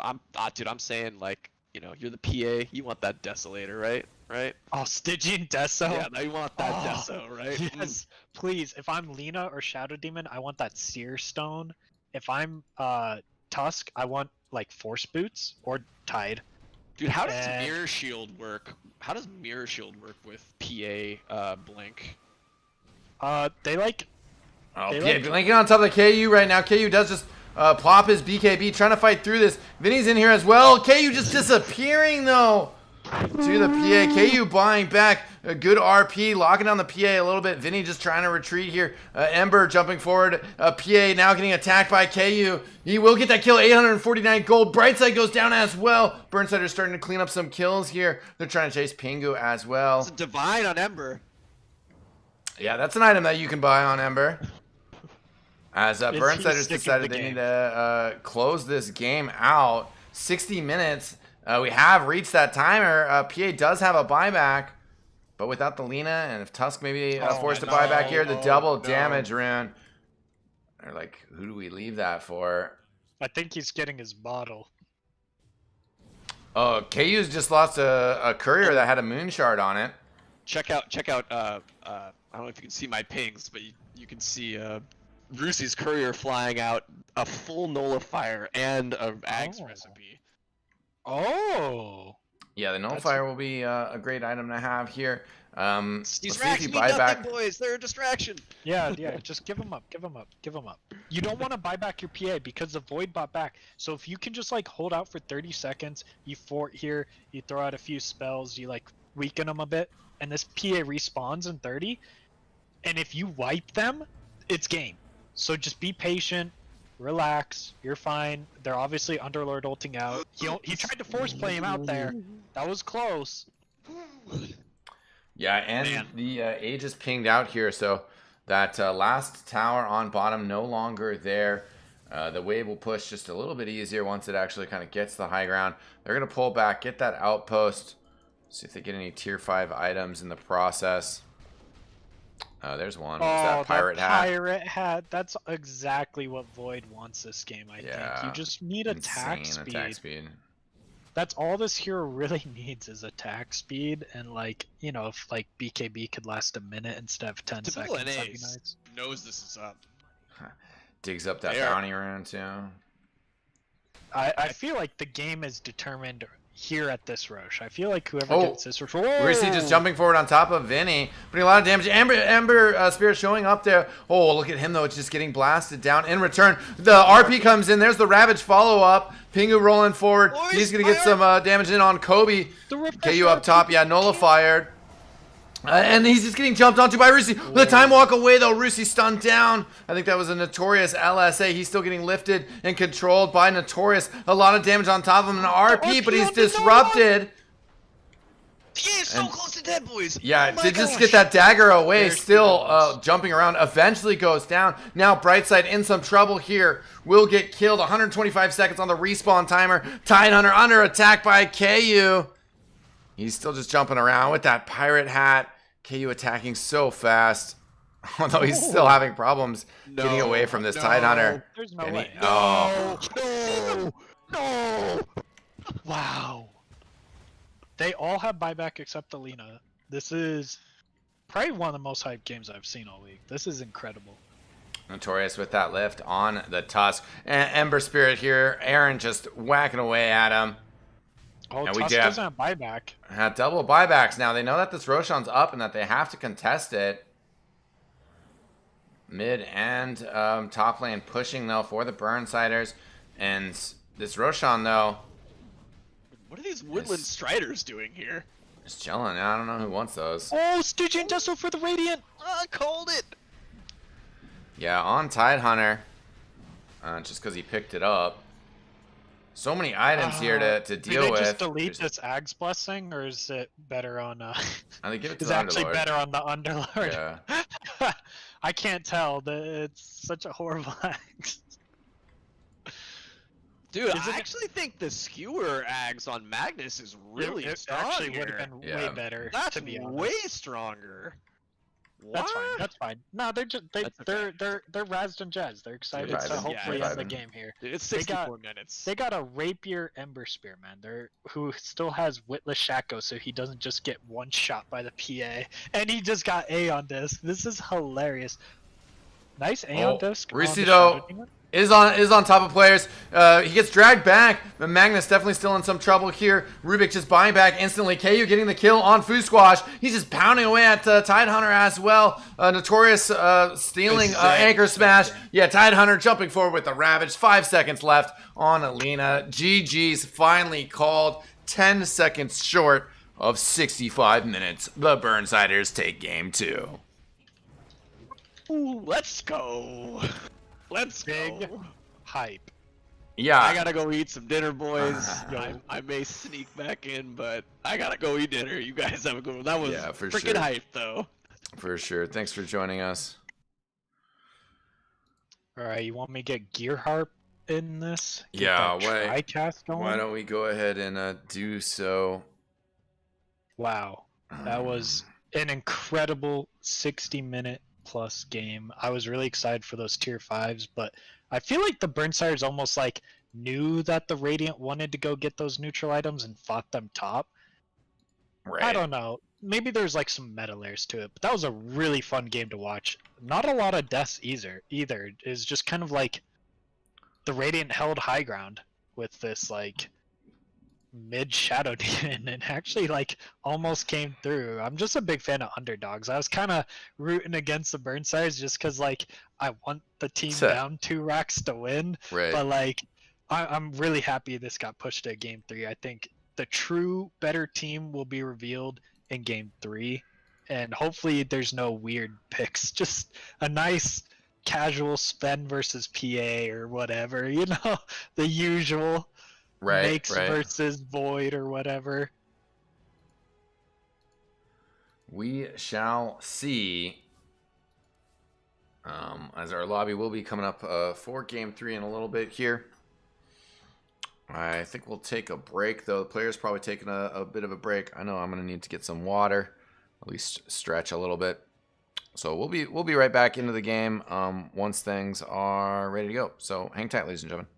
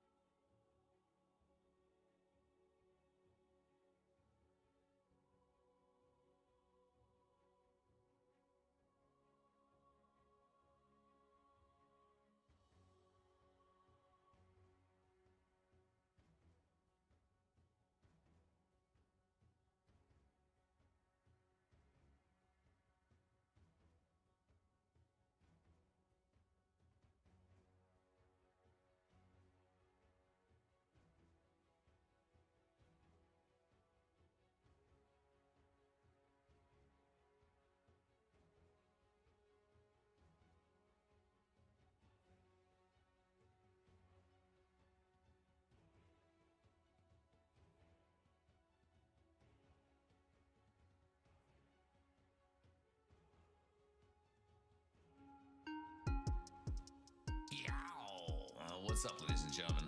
Welcome to another musical edition of the Portland Burnsiders, featuring our special guest, Moxie. Play all day, frag all day, lose no way, win all day, vibe all day, chill all day, lose no way, win all day. Burnsiders 2020, still out here chasing dough, stuck inside COVID dough. You say hi, I say yow, pushing through shuttered doors, making plays you fucking know. Sixes, no 4v4, spitting phrases, making rhymes, rhythms in my mind, making dinner for game time, cooking with Eckstein, pure and giggly guy. You know we won't ever stop, climb our way up towards the top. Ubers, you won't see me drop, champagne bottles gonna pop. Fletcher made this beat, Carolina Reaper heat.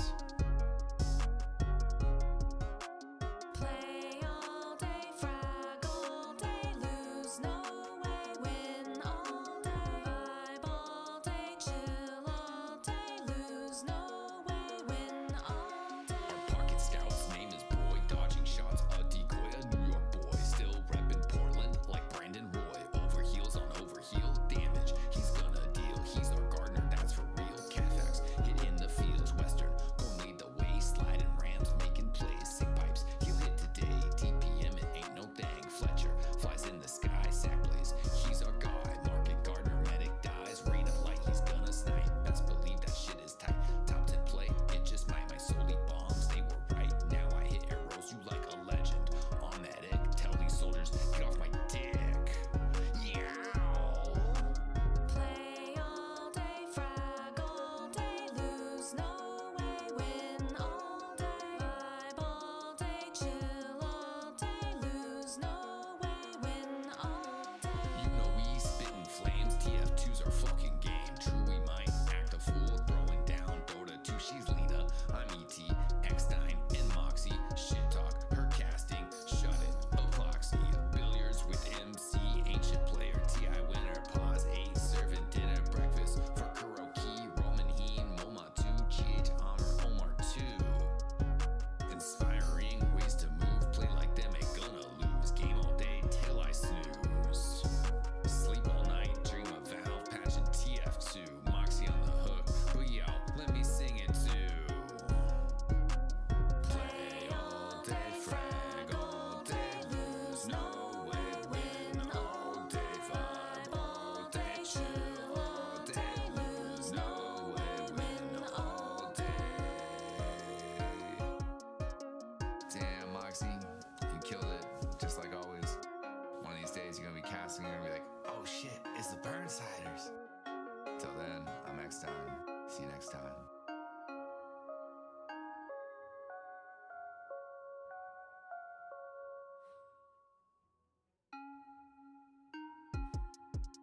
Yow. I think we're going live again in just a second.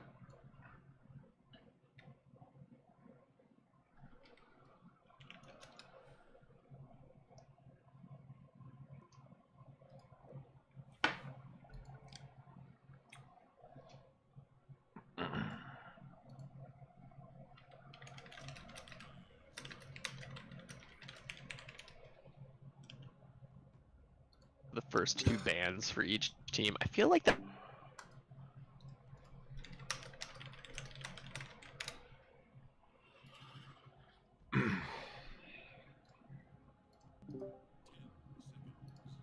Yeah, what's up, ladies and gentlemen? Welcome back to our broadcast. Getting underway here with Game 3 of the Portland Burnsiders versus Typical NA. I am your host, Eckstein, joined by a couple cats here from Steven the Cat here. We have the manager, Try Your Best. We got Saint Blue. We had him in here earlier. We also got Gearheart. How you guys doing? That's right. The cool cats and kittens have arrived. I'm doing well. How are you this fine evening? Oh, doing better now that we had a Game 3, because that Game 2 was looking a little tricky for a second there. And for all the viewers joining us just now who, like me, had better things to do before joining. Whoa. How did that Game 1 and Game 2 go? You want well, go in? you know, So you want I guess recap? also, since you're just joining the cast, we do have a 5-minute delay. So In about 5 minutes, the viewers will answer your questions in the chat. Excellent. So Excellent. we'll have to double back to that. But no, game one was good. The bans have switched up just a little bit. Typical Tiny bit. NA, yeah, banning It's the the Lina first pick, now. right? That's Well, the no. whole discussion here. The first pick was the same from last game, but last game, typical NA choosing to ban the Omni Knight. So this time it's the Burnsiders. They don't have the option to ban Lina. They don't have to ban the Lina. But do they ban the Omni Knight? Do they ban the Oracle? Who are they giving over to typical NA? Well, that's the thing though. But Terrorblade Omni has been typical NA's bans for all 3 games, so they're giving up the Omni. No, they're not giving up the Omni Yeah, they are. necessarily. Instant Sven. Yeah, this is kind of how most scrims and drafts go nowadays. It's the rock, paper, scissors of you pick Omni, I pick Sven, but we're never giving you both. Yeah. But what the big pick here is, what does typical NA grab to deal with the Sven and combo with the Omni? Because that's 2 things you kind of have to cover We've with been one seeing pick. either the Faceless Void or the PA. Both are good cores against the Sven. Yeah, I think last game there was a Mag Void, which did pretty well. Obviously, like, Omni Void isn't as good as Mag Void, I think, in some regards. The lane might go a bit better, but post lane, it's really based on like map movements, right? I felt like that Mag pick really came through for the Burnsiders, and they just take away that notorious Rubik. They want to put it on typical NA this game. They thought it had too much of an impact. I love it when teams take each other's picks. I feel like there's a lot of broken heroes right now that these picks just kind of swap back and forth between the teams throughout a series. Now, is it worth it for typical NA to take this unconventional drafting style? Usually we're seeing openings of the 1 and the 5s being picked up to avoid 3 ideal cores being banned out. Is this Rubik pick really worth 3 ideal cores to match up with this Omni being banned out? Is that worth it for typical NA? I'm not gonna lie, they first picked like a Shadow Demon, or like they picked Shadow Demon, and we were like convinced. They went Lina Tide, and then they went Shadow Demon, and we were all convinced it was Shadow Demon 5, but it went mid. So I this might be a Rubik mid, might be Omni mid, might be Omni off. Like this might not be their 2 supports. So I wouldn't all in on being like, let's just dump on their supports. But between us, I think it would be good for like, I think like a tiny pick here is pretty good, or clock. Wind is alright. It's a good flex pick, clearly, mid, off lane, or 4. Sometimes 5 if you want to grief your pubs. Right. So far, both drafts, it's kind of like Sven's broken, but Sven Omni's absolutely broken, right? And they're just tearing through these bans. Like, we analyze this a lot too, that like Void is a big issue for Sven. So is Lifestealer in some regards. And just because like the free BKB, Lifestealer can man up on Sven in some aspects and kite him out with his ulti. I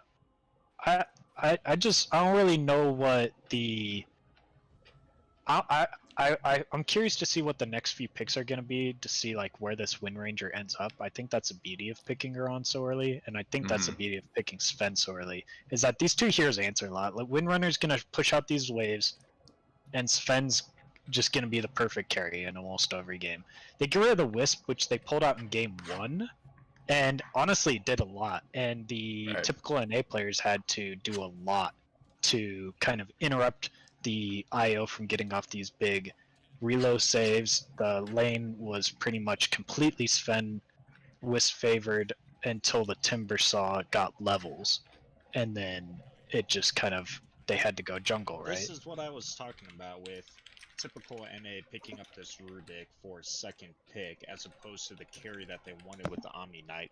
We're seeing this carry pool just shrink drastically. What do you think typical NA are going to be able to pair with this Omni Knight to still have an impact that's not already banned or is going to be banned?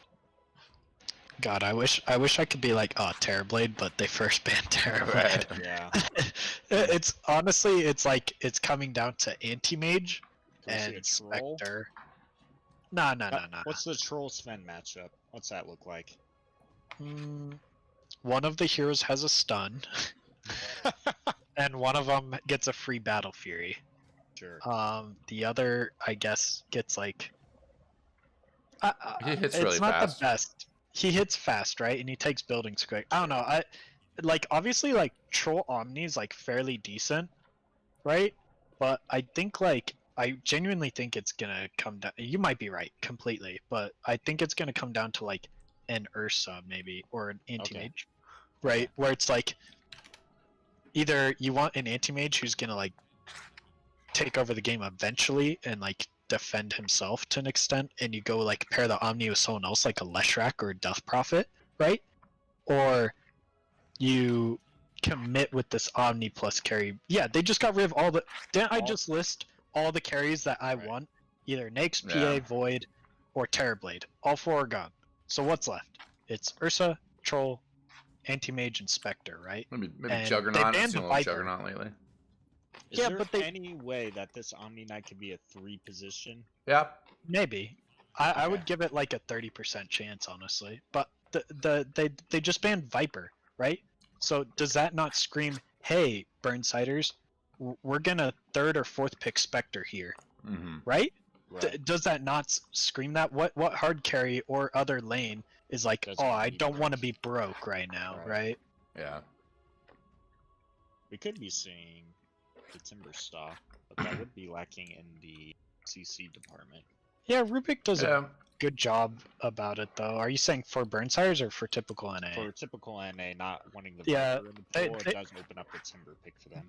They pulled it out game 1 against the Sven and actually did really well after It does the a good lanes. job forcing him to jungle early, which isn't ideal for Sven, but he can make it Oh work. gosh, yeah, I Nice. feel like Timber's the pick here. Like And- if you And Timber we do into see Sven Cancer Ench, Incarnate come out from Portland Burnsiders with the Enchantress pickup. yeah, but don't you just like Timber and Spec, right? Like none of them are pressured by any of those heroes so far. Right. You just basically plant the Timber in a lane. You drag out this game. Rubik zaps lanes. Like I don't know. I feel like the draft's kind of almost like. I feel like with 80% certainty, like it's gonna be like Spectre Timber is being picked right here.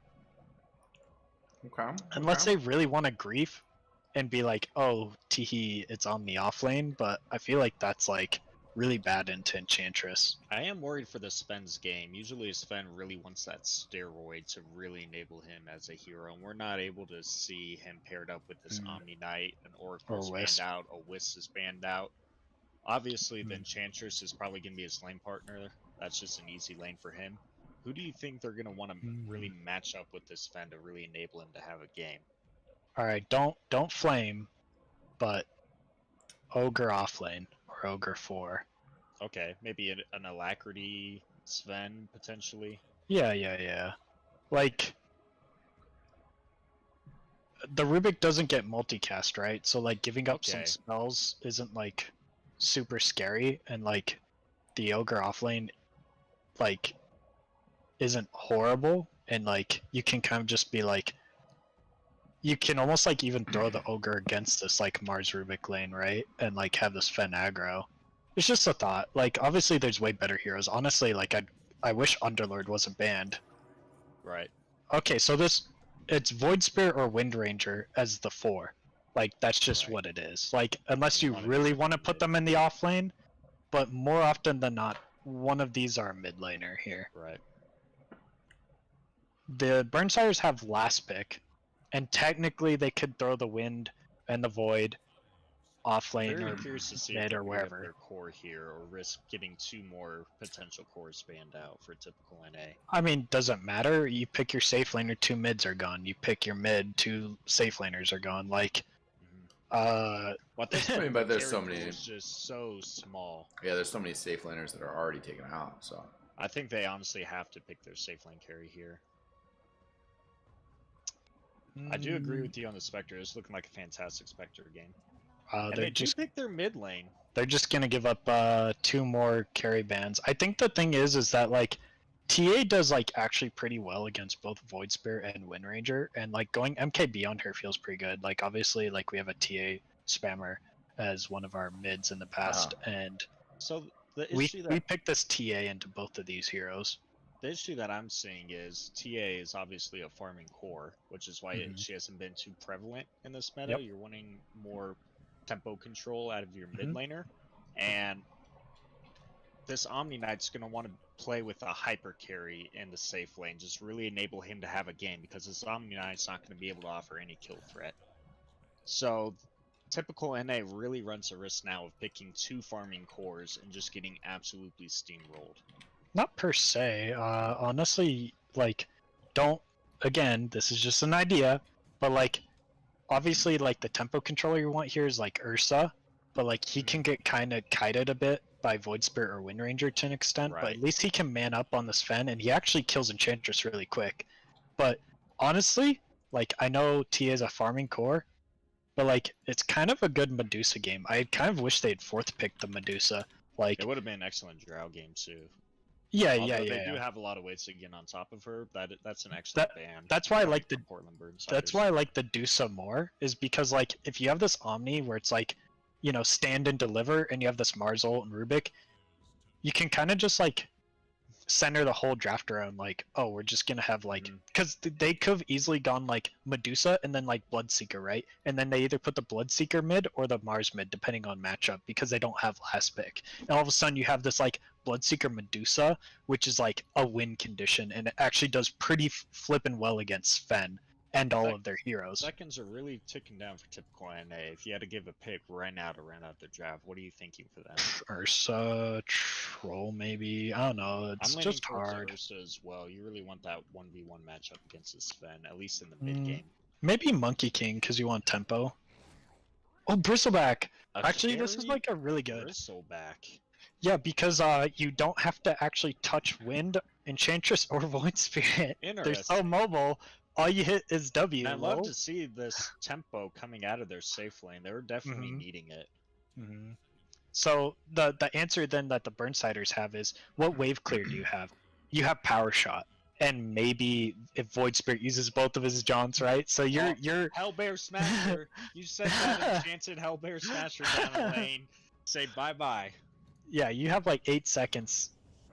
That wasn't what I was Okay. talking about, but they must be seeing something I'm not. Oh, they're seeing the silencer cursing the Bristleback, and every time he bristles, he just takes more and more damage. So it's definitely a 1-to-1 counter. But is that what their draft Wait really a needed to round second. itself out? Is this an Yeah. off lane silencer for Wind, safe inch Sven with a mid void? Interesting draft for sure. Do you Definitely. think they're going to do musical lanes again, Jeff? Yeah, I mean, I think definitely based off what typical NA are looking to throw at it. I mean, if Rusi's going safe lane with that TA, and Fusquash ends up going mid, then I mean, yeah, like if you just drafted the Vinny to do that curse like you're talking about, I mean, I don't know how well that Aaron Void Spirit, you know, against Bristleback would really do. Off lane, you know, you certainly could still, you know, deal with Notorious and Vinny dealing with Rusi and Brightside. That could go all right for sure. I honestly think that this silencer pick was a panic pick on the side of Burnsiders. Yeah, just ran out of time. They wanted the 1-to-1 counter for the Bristle, but what's standing behind this Bristleback? It's a freaking Omni Knight. They're just gonna purge every single one of Silencer's spells off him. It's Plus, like- definitely gonna be a hard game. Plus, for the Portland Rubik has like Burnsiders. loads of spells that he enjoys taking. There's Shackle Shot, Mhm. there's Power Shot, all I of definitely Silencer's weep for this spells. Sven not having really anyone on his team to help enable him. They have no save on the side of Portland Burnsiders. So it's going to be really hard for this Sven in the game until he has 4 items and he could just do everything himself. They have like no stuns either, right? It's like Void Root and Power Shot, right? Or Shackle Shot. Stormhammer, yeah. Yeah, his own Yeah, though. sure. But you're saying for people to set him up is what I'm saying. Right. It's like you. Jeez, the chat wheel spam The coming chat wheels out. are out of control. Can we just quickly look at the Mars while you shout out the players real quick? His set is Yeah. immaculate. Yeah, that is a pretty lit set. Definitely some good cosmetics coming out these days in the world of Dotas. Gosh, give me one of those for Sand King, and I'll never play another hero. Yeah, so we'll see as this game starts getting underway here. Laning wise, no surprises in the bottom lane. The Burnsiders will end up running Silencer top lane, off lane, and actually it just looks like a hero swap, not a lane swap, from Rusi and Fusquash in terms of which player is playing where. Yeah, I think that Gear hit it on the nose. Like this, like Omni Bristle lane does not care about Silencer. Like maybe if the Silencer hits both the Omni and the Bristle with the Q, it's annoying. But if the Omni just positions well and literally just like presses W on Bristle, I think the game's like kind of over Right, to you an picked extent. this Silencer because you want to hold down the other Vinny team, gets the not double because curse here. They're putting a lot of damage on Brightside here, and they do get the kill, the first blood on Brightside. Well, Yeah, just that was a brawling. lot of damage coming out of the Silencer. Yeah, and I mean, Notorious still has another power shot here, and is still kind of picking away at this Bristleback. Okay. So is this going to be the lane to watch is the question. Obviously in the bot lane we have a Sven and Enchantress going up against the Mars Rubik. Does either team have kill threat here? Down bottom? Yes. I think that the Mars Rubik, once they hit 2, can kill the Enchantress whenever they want. If she's like not under tower. Basically, if she's not under tower and they're level 2, isn't it just lift, shock, and spear and W? Like, As quite a bit of CC. Already top, we're seeing Bristle having to expend a healing salve under tower. He's just eating a ton of harass from this Silencer. So obviously this is the counter. The Silencer and the Bristle. However, I we just see this Omni went Purification level 1. I think Yeah, it's no just choice. I think it's just double ranged against double melee. Like that's Sure. what this is. Like Mhm. this literally could be any 2 ranged heroes, and this kind of goes like this to an extent. So So when do you think this starts to turn around in favor for the Omni Bristle? when Omni gets W, that's kind of And he is sticking like down under his tower, and he does finally get level 2. I think when Bristle hits 3 and gets like that second point in his quills, that's a huge like 3 and 5 are huge spikes. This is the issue right here, where the Omni Knight can't stop Wind and Silencer from just pulling heavy camp, right? Yeah. So like they're kind of gonna have perfect lane position throughout the entire laning phase until Bristle kind of hits 6 when he gets that increased move speed and damage from Warpath. Right. Yeah, this And is we're seeing kind of this one come out on the Rubik bot. They are chasing him down with this Satyr Tormentor. It looks like he's gonna be Nice. able to walk away. ew. He's got another Blightstone fireball. Rush on Ench. Hadouken. That is a free 5 HP regen coming out from this neutral creep. Only for like what 30 seconds though. Hey man, you take Ooh. every little bit you can get. We're seeing the Yeah, double definitely. curse again come out. And He's Fusquash got him. actually is in a lot of trouble. The heal bomb coming out will hurt Notorious significantly. Oh, he does pop him right at the end. Enchantress Yeah, going down great. bottom lane at the He- same time. He turned his back there. He was like, "If I'm going down, you're Yeah. coming with me." The only option Wind had there was to run away, but I don't know if it changes anything. But when you get back to lane, your Omni Knight has no regen. He's low Yeah. on health. He's low on mana. Low on All mana. he has He to rushed. name is Ooh. this Orb of Venom. Ouch. And a fat 35 gold on him right now as well. He does have 2 mangoes in the south coming out. Yeah, on the bristle. He's Oh, handing it was on the it bristle. over. Okay. It was Oh, a there free you go, there courier. you It was a go. free courier. Yeah, I it was an wondering where the money intentional was. feed for the regen. Yeah. Where's the money? Honestly, Rubik looks like he's going down bot. Yeah, in some Do trouble they here have to enough? KU. Looks like they will get it. Yeah. I think that Sven stun with Ench slow is just too much. Like, what are you gonna do? Rubik lift one of them away for half a second? Like, Right. Now we have been neglecting this mid lane. Yeah, it's- How are these 2 heroes doing? they're just Uh, trading. Like the TA has 6 denies, and they have almost the same last hits. Obviously, a TA is winning a bit, and she yeah, can actually a go little bit of jungle XP and like, lead. yeah. So What like is it's the interaction with this shield versus the glaives? Do the glaives just cut right through that because they're do you pure mean damage? side blade? Yeah, the side blades through the void spirit shield. Yeah, it only blocks physical damage if I Okay. recall. So he will be eating a ton of harass. Yeah, that's why I said we picked this TA into either wind or void spirit here is because Okay. like They it have no way to negate the damage. Oh, You can see it beautiful coming shackle. with the shackle. And Omni Knight in some trouble here. Does have that repel. The wand from Vinny Sal, though. And Brightside in some trouble for sure. Vinny Sal also, though, going to get quilled down at the end of it. Same time, he's picked up 4 stolen int. And we're losing some on the Omni. Oh, he goes. Oh, sorry, the Bristle goes down again. Watch out for that That's notorious too Wind much Ranger. harass from the arcane curse. He was ticking down. oh That was your was safe honestly laner. inevitable. Yeah. Oh, like on paper, this shouldn't be happening, but in real life, this is happening. Yeah, the notorious Wind Ranger sometimes seems to defy reality.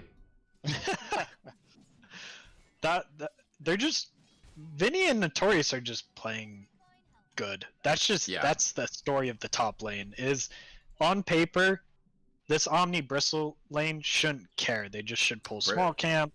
And a spear landed on the Enchantress bottom with a quick Fade Bolt will kill her. Yeah, I mean, at the same time, yeah, that's unfortunate. KU also loses his courier. But, like, Foo Squash is rotated down here. I don't know if they're, like, expecting to kill KU here. They're certainly going to try. Enchantress, 4 seconds on the respawn timer. And Wind Ranger does have a TP. Will be coming in as KU is TPing out. The Wind Ranger is still here. But at the same time, I mean, there is Bristle under tower. Gets shackled. The power shot. So much damage. Aaron is here now. Has to watch a little bit out for that Fade Bolt. But Bristle, yeah, doesn't have a ton of health left. That was almost an insane play, mainly because of 2 things. The Silencer TP'd to lane in vision, so they know Silencer can't rotate. The only people then that can rotate is the Enchantress that just died, so she can't show up, Void Spirit, and Wind, right? So all of a sudden, you're teetering in these TP rotations of heroes that can't really do a lot, per se. But lo and behold, they did a lot there. They almost killed Bristle again. I don't know if... His game's going very odd right now. Silencer is getting pushed on top lane. Enchantress has shown up. Will-O-Wisp trying to keep Vinny alive, and he backs out just fine. Can we point out one thing? What's the thing in common between this Bristleback and the Clinks from game 1? Not getting we're much looking done. at we're looking at 7 last hits at 7 minutes. It's almost poetic. Yeah, and then I mean also just that sense of like we're just gonna kill your support and you can't do anything about it. Like I mean they just were right on top of Rubik and Bristle's just sort of hanging out there. I mean both these players have wands, so Aaron's like okay cool free mana. You know Wind Ranger just hanging out. Oh, they send the Sven mid, so Yeah, Void can just kind of roam around, huh? Yeah, after that TP rotation, I mean, this has been the laning. And since TA is kind of in jungle, KU now might just step into at least just clear that one camp and then go back to lane. I didn't see it, but we just got Notorious killing Bristleback again. So he's not safe in the safe lane, and he's not safe in the off lane. Vinny with the global silence here. Enchantress is here with the Dark Troll Summoner, though. But not going to be able to save Vinny. And then also with this Mars ulti and a strong Fate Bolt. There goes Enchantress. Those are good pickups as a typical NA. Also rotating Foo Squash back to bottom lane. Yeah, this is why I'm a big fan of TA. I know, like, we're like, oh, we don't want 2 farming cores, like, but this TA has almost double the last hits of this Void Spirit. Albeit the Sven's farming pretty good, and so is everyone. You're but not like, able to pressure the Sven whatsoever. Like he's able just to push out mid wave, completely uncontested, and just mirror the farm patterns of this TA. So even though TA currently does have the CS lead, the Sven is going to be able to, at the very least, match it. I think this like Dragon Lance rush. Oh, yeah, he's going to turn around, Stormhammer the TA, but with that Rubik there, he just gets lifted up and killed. Pistia is fighting Vinny Sal in this triangle. There's 4 players here from Dire, so Vinny Sal is going to be in some trouble. Good rotations from Dire, aka typical NA. Finding some kills. Foo Squash, so definitely in trouble to Aaron down on the bottom lane. Still just... Oh, please don't chase. Yeah, this is actually going to be trouble. Please don't chase into the trees. Oh, he's low on mana. He knows this isn't a kill. He can go for Against it. the But he's bristleback, pulling he- the salve out of his backpack. He Yeah, he does wants want it. this. He wants it. Yeah, he's not gonna He solve. wants it bad. He's not gonna show to kind of I tease feel like that maybe he typical- disappeared, but yeah, he knows now. I feel like typical NA's finally figured out what we were thinking during the draft. Just run at silencer. What's he gonna do? Like, he has to stand and deliver. He can't just walk away. Like, Right. I do love what the Dire has been able to do for the past 2 minutes, and that's just sit in their triangle and take the stacks that are there and farm their side of the map. mhm. That's definitely where Sven wants to be trying to farm with his maxed out cleave, hitting those ancient stacks, and he's just been completely kicked out of that area. Yeah, he got kicked out of mid by this TA, and that's why I was Yeah. saying that she's one incredibly farmed. Two, I'm not a big fan of Dragonlance. I feel like it delays your like blink deso timing too much, but she's so far ahead right now. It's Yeah. completely fine. I To think that she itemize. thinks that if she just gets enough stats right now, she'll be unkillable, and then she can rush this blink and have a ridiculous amount of impact. Level 4 Enchantress. Jeez. Was walking that around was that a 10 two minutes. shot? It was damn close. Sort of lucky for Aaron to find the haste rune. Gonna help him just make sure that level 10 TA doesn't cause him too much troubles. Rubik looking Yeah, to they rotate need- to top. They need to kill this wave with catapult mid. So that's all Mhm. this Void's trying to do right now. Yep. Mhm. Well, unfortunately, she can tank quite a bit of tower shots with her melds or with her refraction. So We are I'm seeing curious this to see. top. Yeah, the Oh, curse, the Sansa. silence, Notorious stuck on the side of the wall here. Big power shot onto the Rubik though. The spear at the end of that wall, arena. Ulti coming down here. Enchantress, they want to get this kill on Pistia. Aaron has rotated. They still want to try to find Pingu as well. Pingu actually picking up that astral step himself and skipping out of there. Fusquash has shown up as well as Brightside. Aaron jumping across towards that Rubik. Still trying to get out of here. Enchantress is here though, so I don't know how this really fares for the Rubik as this continues. Bristleback on the left side of the fight here though, still just banging away with those nasal goos and those Bristleback stacks. Big power shot damage. Aaron gets the kill. Yeah, if you look at Bristleback's items, really the only stats he's getting right now is 6 strength from his Soul Ring and 1 strength from his Iron Branch. And big power shot on top of the Rubik, who astral steps forward. Maybe not the direction you want to walk in. He's still actually holding his own for a second there. Notorious gets that kill. Vinny has gone down. Hasn't been alive after these kills to pick up the intel. That's what you would like. Aaron just trying to TP out of here. Will get it. Wow. Meanwhile, in the enemy triangle, Right. TA is Yeah. free farming. Level 12. And we'll She have is- her. And she has Blink her dagger, blink. yeah. Dragonlance blink, 12 Uh, minutes. Honestly, she can like solo in this game. I'm not even like fretting. Like this hero, if she gets like Blink Deso Bloodthorn, BKB, like all the 4 of those or whatever, Mhm. there's no one that survives that except maybe Sven. Like, Right. don't sleep on this TA hero. I've seen this hero literally 1v5, especially with an Omni Knight behind her, and they're Microsaber stacking for her. Picked up on the Sven, so his farm is going to propel as well. Does The only he Yeah. have any thing is He's not stacks? going to be able to farm heroes the same I way mean, as TA is. she has 20% more farm than him right now. So it's certainly a pretty strong. Let's Was see if they there- smoke. Was there any stacks for this Sven, or were they just kind I of? don't There's been a believe so. few. I but- don't think so. Like, yeah, like 1 or 2 like camps here or there, but not like Yeah. a quad ancient stack or whatever. Whatever you know? stacks they did have in the triangle were taken around the 8 or 9 minute mark by that gank with Sven pushing out mid. Yeah. And a lot of poking around from the. Well, it's actually the supports of both sides, just kind of dancing around in this safe lane jungle. Let's see My what the cores are Centaur Conqueror farming. can do. Oh, the TA Yeah. on the silencer. That was a 3 shot. That was, wow. Status resist now Yeah. on the TA. She honestly might be able to completely carry this game on her own. That is a force to be reckoned with. Status resist on TA. Yeah, like imagine a refraction 50% status resistance TA blinking on top of And you. the- What do you the- do? The beauty of it is because of the refraction, she's not necessarily going to get 2 shot down by the Sven, at least a Mhm. solo Sven, without them first taking down those refraction charges. Like this Sven may crit for over 2,000 damage a shot, But as long as she has that refraction up, she's not gonna get just obliterated. Refraction's not dispellable, right? Like, yeah, No. cannot be dispelled. Yeah. How ridiculous is that? So she Ah. can take 6 shots unless they have some sort of tick damage The Windrunner does a pretty good job though if she Sure. ults. or an arcane curse would certainly do the job as well. You know, oh, Omni Knight slowed by the Enchantress, Silencer ult. Yeah, fight breaking out here. Rubik trying to get onto this high ground here as Mars is walking in here as well. Mars does have the ultimate going to come down as soon as that silence is down. Rusi actually in a little bit of trouble. KU, though, even in more trouble. Somehow gets pushed to the other side of the wall. Rusi goes down as well as KU. That's a bigger pick off of the Burnsiders, though. Food Squash in a little bit of trouble. Notorious not that healthy. Food Squash getting attacked by both this Enchantress, the Silencer, Aaron, everybody ganging up on him. Vinny gets 2 kills there. Wow. It's How much 15 int does my minutes. boy have? Yeah, plus 12. He was 4 not too long ago, it Massive seemed like. But brain. yeah, that was a huge fight for the Burnsiders. 3K experience gold, or experience lead, and half that in gold. So nice pickups. So 15-minute runes, drums on It Silencer, is 15 feeling pretty minutes. And we're good. seeing the safe laner on the side of the Dire not have a single item completed. He's still draining Yeah. that Vanguard. Be nice, be Yeah. nice. It was a smart pick on paper. Certainly.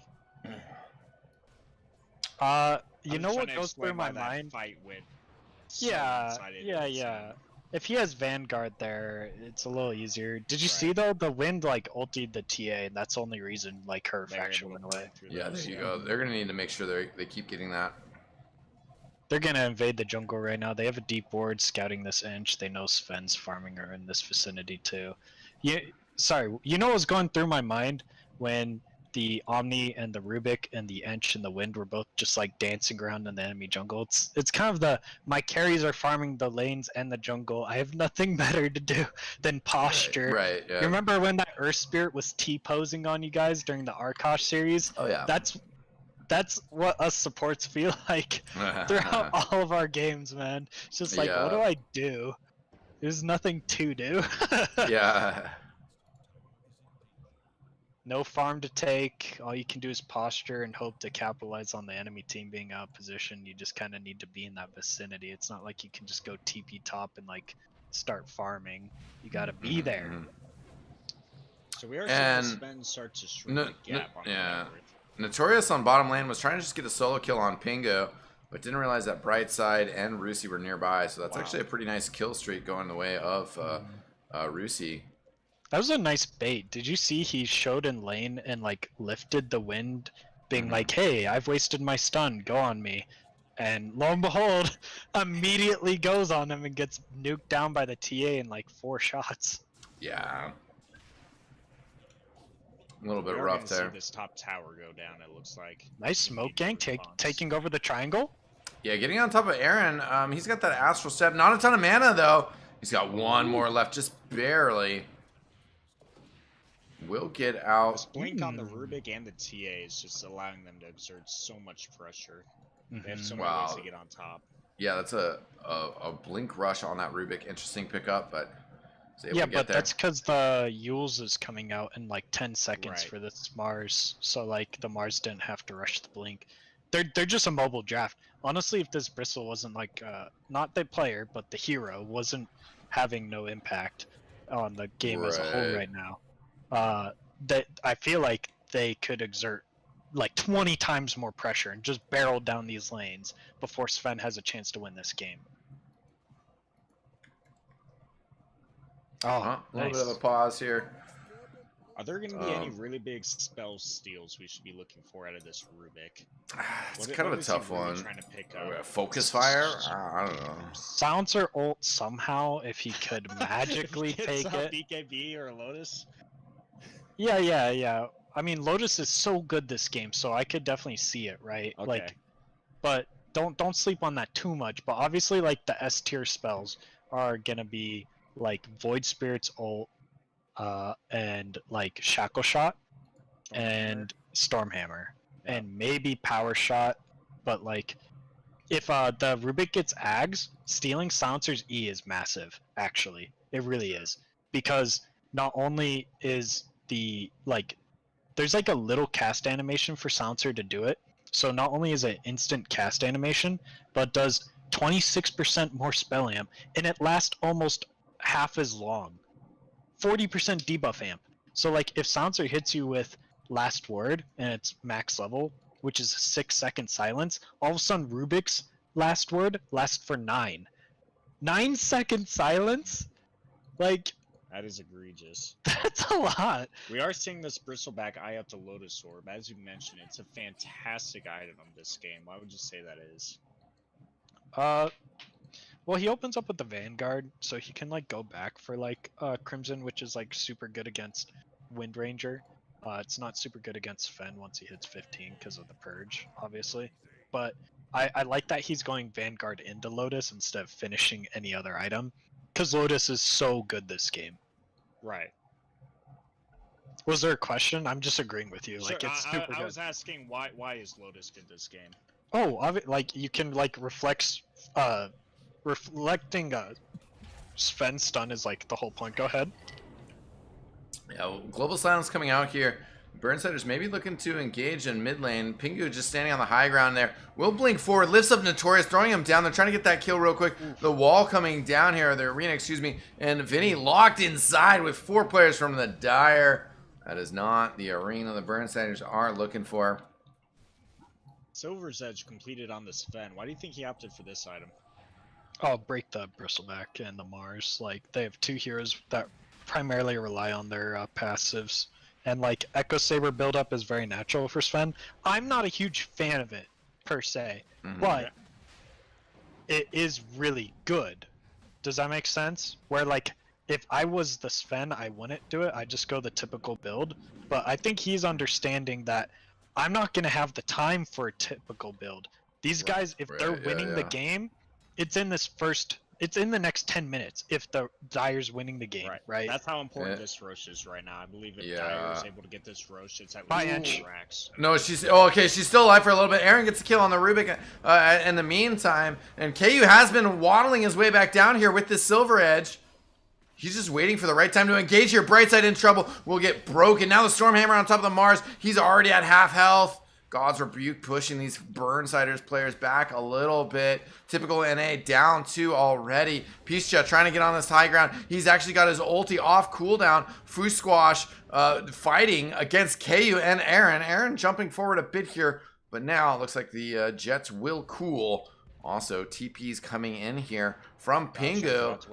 Yeah, and perhaps Omni Knight coming back in here. Vinny, a lot of damage. Rusi, though, silenced. KU pushing in towards him. Aaron wants to get some damage as well. Notorious with the shackle shot. Doesn't connect with a second target. Rusi throwing out damage on KU. Burnsiders, all 5 in retreat at the moment. Nice psionic trap. Getting Vinny a little bit slowed down. Rusi jumps forward. Broken. Stun. But still fighting out with these refraction charges as well. Notorious trying to get this focus fire. Mars pinning Notorious to the tree. He's so low on health, though. KU goes down to the TA.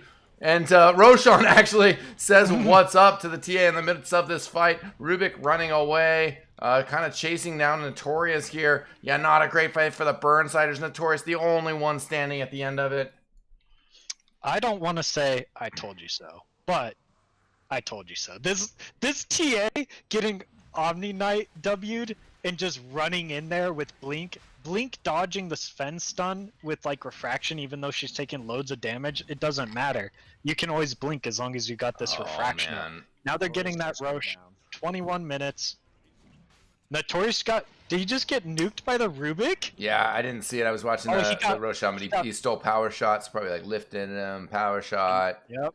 I think the big mistake that last engagement is that Portland Burnsiders ran up high ground chasing the other team. And the Sven ult had 10 seconds remaining. Like, the Sven was waiting to go in, looking for the perfect opportunity to break a hero and hopefully 2-shot him. But he just gets speared and Yules, and by the time he's done getting kited, he can just put out no damage whatsoever, and this whole team has to retreat. Do you know what the big issue, though, that typical NA had? There's no detection against a Sven that rushed Silver's Edge. Also, if you're going for this like 20-minute Roche, are you not going to put at least 1 sentry outside of the pit? Like that's just an in general thing. Even like you know, everyone does that, right? Just to negate vision and make sure that you see everything. You have vision dominance during any team fight outside of the Roche pit.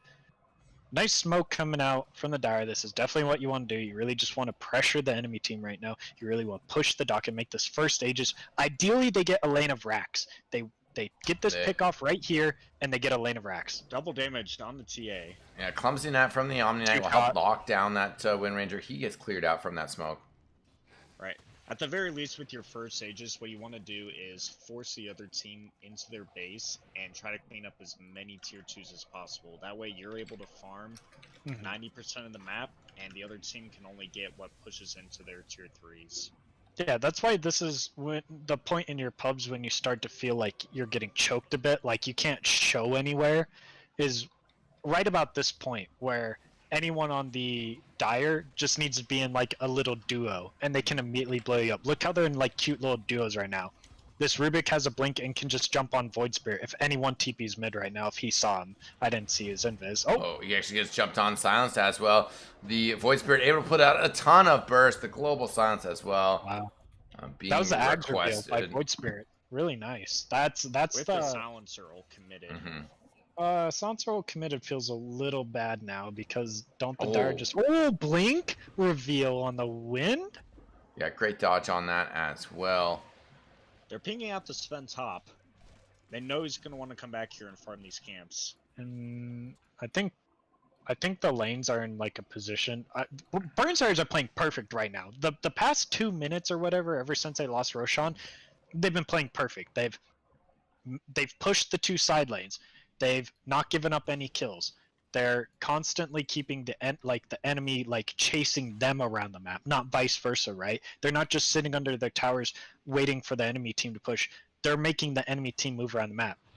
The Dire don't want to be up here. The Dire want to be pushing mid or bottom. They want to be pressuring those lanes because like Roshan is down, right? So controlling this top side of the map isn't as good. And Pingu died. Yeah, picked off on mid, and TNA, after they've pushed out this top lane a little bit, they say, okay, well, maybe we need to rotate out. And that's the issue with rushing a blink on a Rubik. Yeah, you're able to get off great steals and great initiation for your team, but when you don't have that defensive item, you really are just food, especially for a Void Spirit that's able to get right on top of you with Ags or Silence. You're gonna die. What do you think of the Medallion Ags build by this Void? I'm really liking it. He's even like identifying that, hey, all we have to do is stop TA from deleting us, and he's going for the Heaven's Halberd. Like, this guy is understanding the problems that they're having, and he's itemizing to resolve these issues. If you look at this meld, it's 11 armor reduction, so he's able to have 5 extra armor on himself or any of his allies that are just being clicked down by this TA. So I do love the casual medallion. There's no recipe, so it's just straight efficiency. You get mana regen, which the Void loves. Honestly, just a great pickup. I love these small in-between items. I remember way back in the day when I was first learning Dota, I was playing Broodmother and I would just rush no boots Bloodthorn every game. Not ideal. Not ideal. You definitely want those small items like Medallion. Yeah, or like maybe a Diffusal, or like they help gap between those big items like Ags on Void. Yeah. I think a big thing here is the TA got her BKB early here, and that's really important here, is that I think you need to get BKBs out as soon as you can on this Dire team, because your window for winning this game is closing rapidly, I believe. And with Aegis timing out, I think that you're going to kind of just want to keep posturing, choking out the enemy team, keep them in this like lower quadrant of the map where only Sven is allowed to be like split pushing like this, right? Where now your movement does want to go back to controlling top, controlling the next Roche, choking out these 2 lanes. Sven can have your off lane, who cares? He can go all the way through. Sven rushing the obviously Silver's Edge AC, which is now completed. Obviously the armor aura is great for his team against his TA. But do you feel like he's really going to be punished not having a BKB as his second item? Yeah, it'd be nice if he went BKB, but can we just like appreciate that he's not going for Ags? It's a really bad Ags game. They have Omni save. They almost have a Lotus on they do have Lotus on Bristle. They have Blink Dodge on Rubik. They have Blink Dodge on Mars. They have Blink Dodge and Meld Dodge by TA. This is a it's horrible Sven counterintuitive Axe going game. Ags and Silver's Edge because obviously you build the Silver's Edge because you want the break, and you Yeah. get that for the initiation. So I don't mind him skipping the Ags. It's the BKB that really has me concerned. Well, you can't just him go getting Silver's Edge lifted or BKB. used or Mars ulted in the fight is really gonna inhibit his ability to put out damage. Well, look at it objectively. Like, we're just talking how good this like medallion item is. How much better is this AC item then? Because it protects you and your team from TA. Right. The issue with like picking these like strength cores into The double dust TA, expired. easy 180 gold. Ooh. Yeah, Rubik jumping on top of the Void Spirit. They've also been able to push out the Enchantress. The Rubik is actually the one who's going to go down first, and Mars getting taunted as well. He does manage to throw out the ulti. The GA as well. KU's Stormhammer stun will stop him from running away. You're out of lead, TA is sir. here though, jumping on Aaron and putting a ton of damage out. He's going to try to skip out though. Notorious trying to run away as well. TA actually just got to get it banged into right now. So low on health. Doesn't have that Aegis anymore, and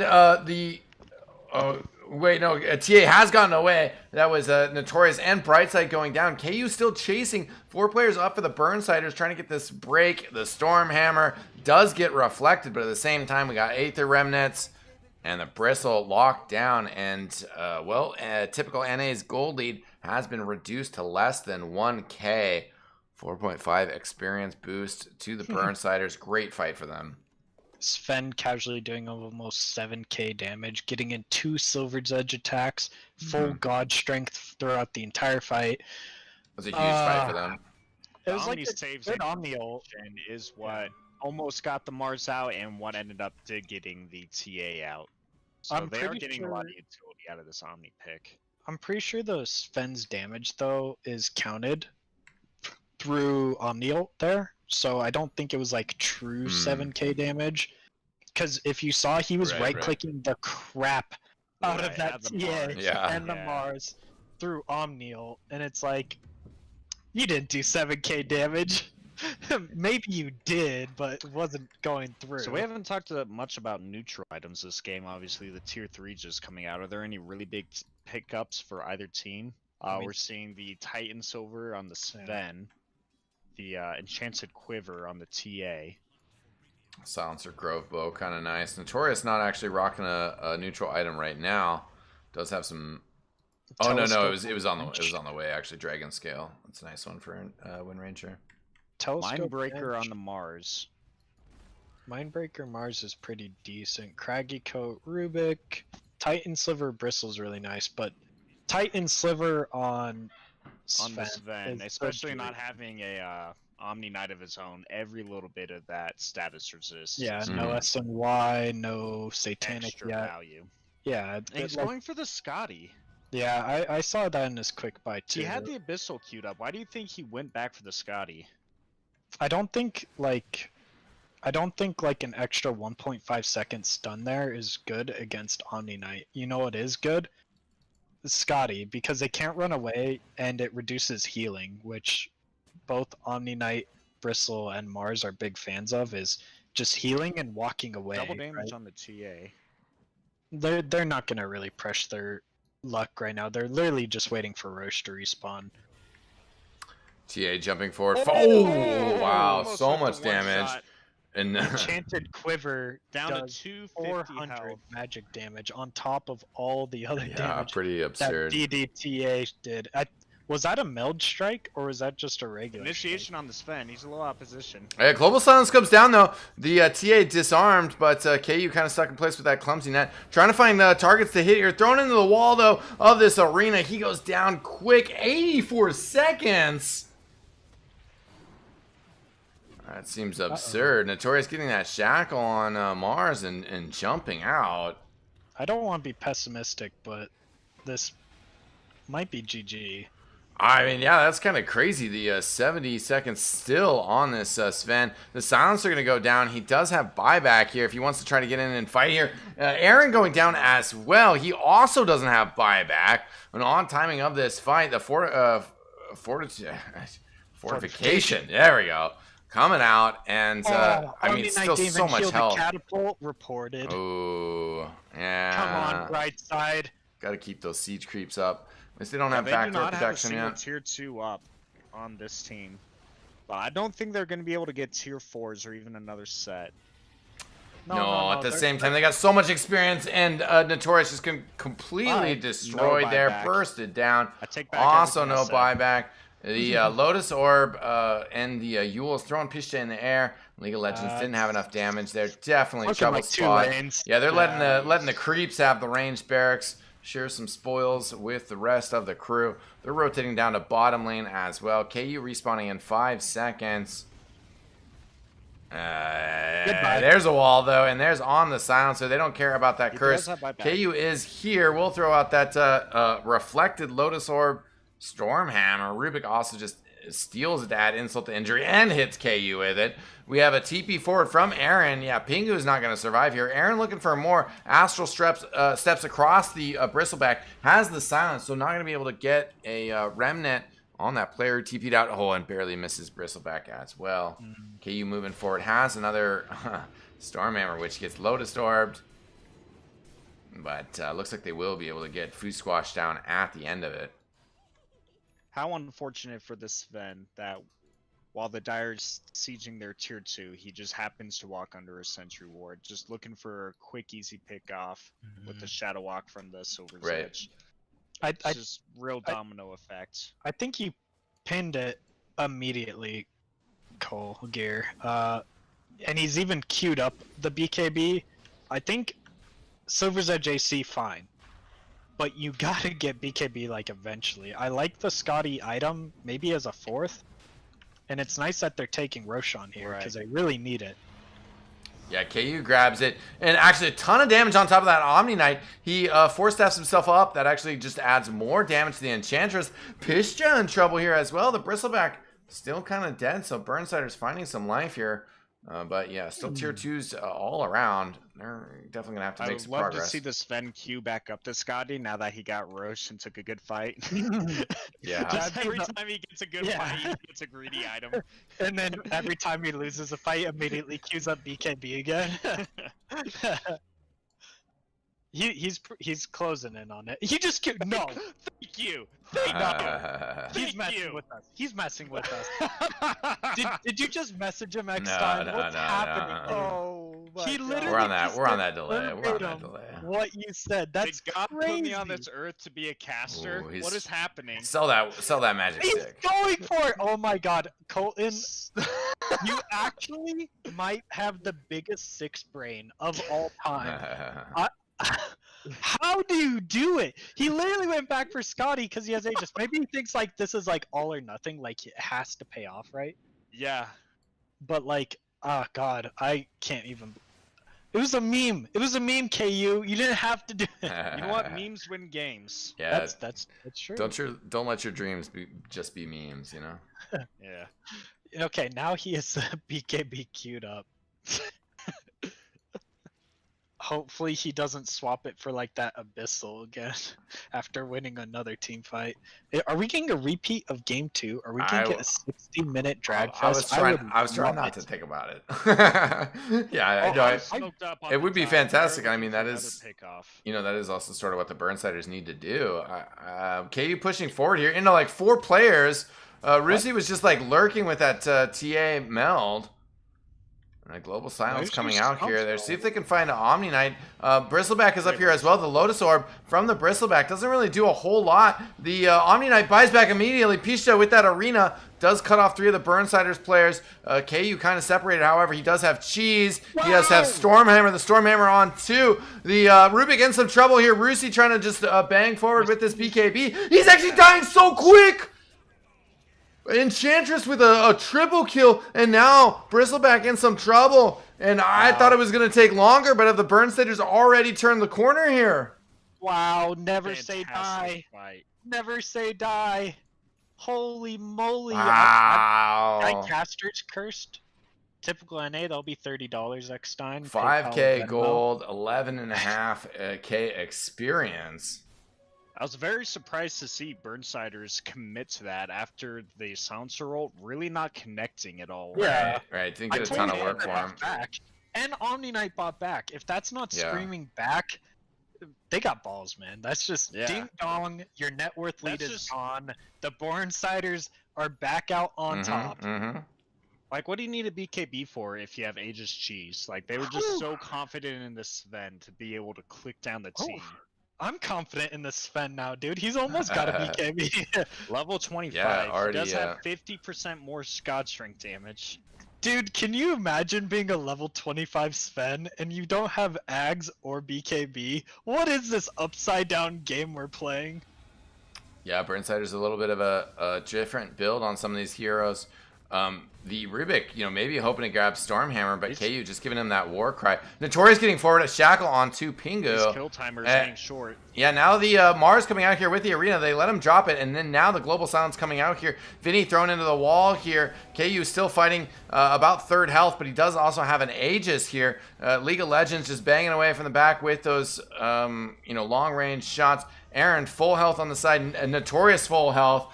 KU does get pinned to the tower here, but at the same time, okay, here's the BKB from Rusi. KU just trying to fight extremely low health, though. Now, I don't know if he's going to be able to survive here. He gets taken out 99 seconds on his respawn. Vinny throwing out some silences. They do get the kill on Pishta, but Burnsider's getting control now, and now they are the ones in trouble. Aaron skips up to the high ground. He's got a, yes, he does get that TP out. He has buyback on Sven. That feels okay. Definitely was like Yeah. kind of a. That seemed desperate, to say No, the least. no, they no, had no, the no, Aegis on the Tyler- Sven. They wanted to expend it to get an objective. Yeah, But the kill timers were getting so short on that Bristle and that TA. I feel like if he goes for a kill there, outside of the base, instead of. Was Trying there to siege. anyone? Yeah, instead of sieging. It's just so hard to take a fight Yeah. high ground. It just is. Maybe sell for the tier 2. Be happy that you took a good team fight. Be happy you took away Aegis. I feel like if you take the tier 2, you choke out all the vision in top jungle and you just plant yourselves there and you just control mid and top, the lane where you have, a missing Rax, that you can just kind of play to your advantage, play to some vision, play to your triangle, and just kind of hope to get that next Roche. I mean, obviously he already had one of the Roches. Right. They definitely they were just just really trying to get something out of that Aegis. Yeah, but it does tier 2 and map control not equal the same as a Well, the- possible tier? The issue I believe is that they were trying to siege without committing the God strength. And that just was not exerting the pressure to get any sort of buyback out of the enemy cores or really even secure an objective. And Notorious does get jumped onto, and the Havoc Hammer actually left on the ground there as well, as Notorious had to make a run for it quickly. Pingu's going to run over there and pick that up. That is an unfortunate item to lose over to the other team, and Notorious getting killed as well. You know what we do on our team when we're up, let's say we're up 20k, not 2k, like typical NA. We go hand back their item. we don't even need this. We don't even need this. Yeah, here we found this, right? Here, you drop this, my king. Yeah. Pick up your crown. You feel Yeah. me? I think that Havoc Hammer is actually a really big deal. It would have given this Sven 30 damage Mhm. plus 16 strength, and it would have been 260% of that 16. He's So- not giving it up for Leveler though. With the Scotty build, it's just not happening. I don't. You're the math guy. Like what is that in total? 260% of 60 60 attack speed is going to be greater, mainly because he doesn't have a lot of attack speed. Like maybe if he had Moonshard and a Butterfly, so all of his attack speed issues are resolved, or an Ogre He Bad has Guy. 45 attack speed from the Silver's Edge and 30 from the AC. Yeah, but 60 from Leveler, so that's a free entire item compared to. BKB finally picked up on this. Oh. We're actually going to be able to see him put out some damage in a We team get to fight. see I'm some very real excited for Dota. this. Yo, you want to see a big hype play? Okay, so if no one else is near and the TA has ninja gear, or anyone for that matter, you can dodge the Sven stun with it. But you have to do it before he's traveled all the way close to you. If Yes. he's on this high ground and he stuns at you with that ninja gear, and then you press it right away, it just stops. So we have MKB Orchid Nullifier on this TA. Do you think she's really capped out on how much she scales? What, the TA? Obviously she has this Bloodthorn queued up. Bloodthorn's Are super you good. really getting anything more out of this hero? Sure, you have the 1 second meld hit bash. What do you mean? You're saying Wait. that like it's not good. It's so good. We have engagement going on underway here as Aaron looking to maybe get into a fight in the triangle. The Burnsiders were smoked up. KU still with the silver edge, trying to find some action here.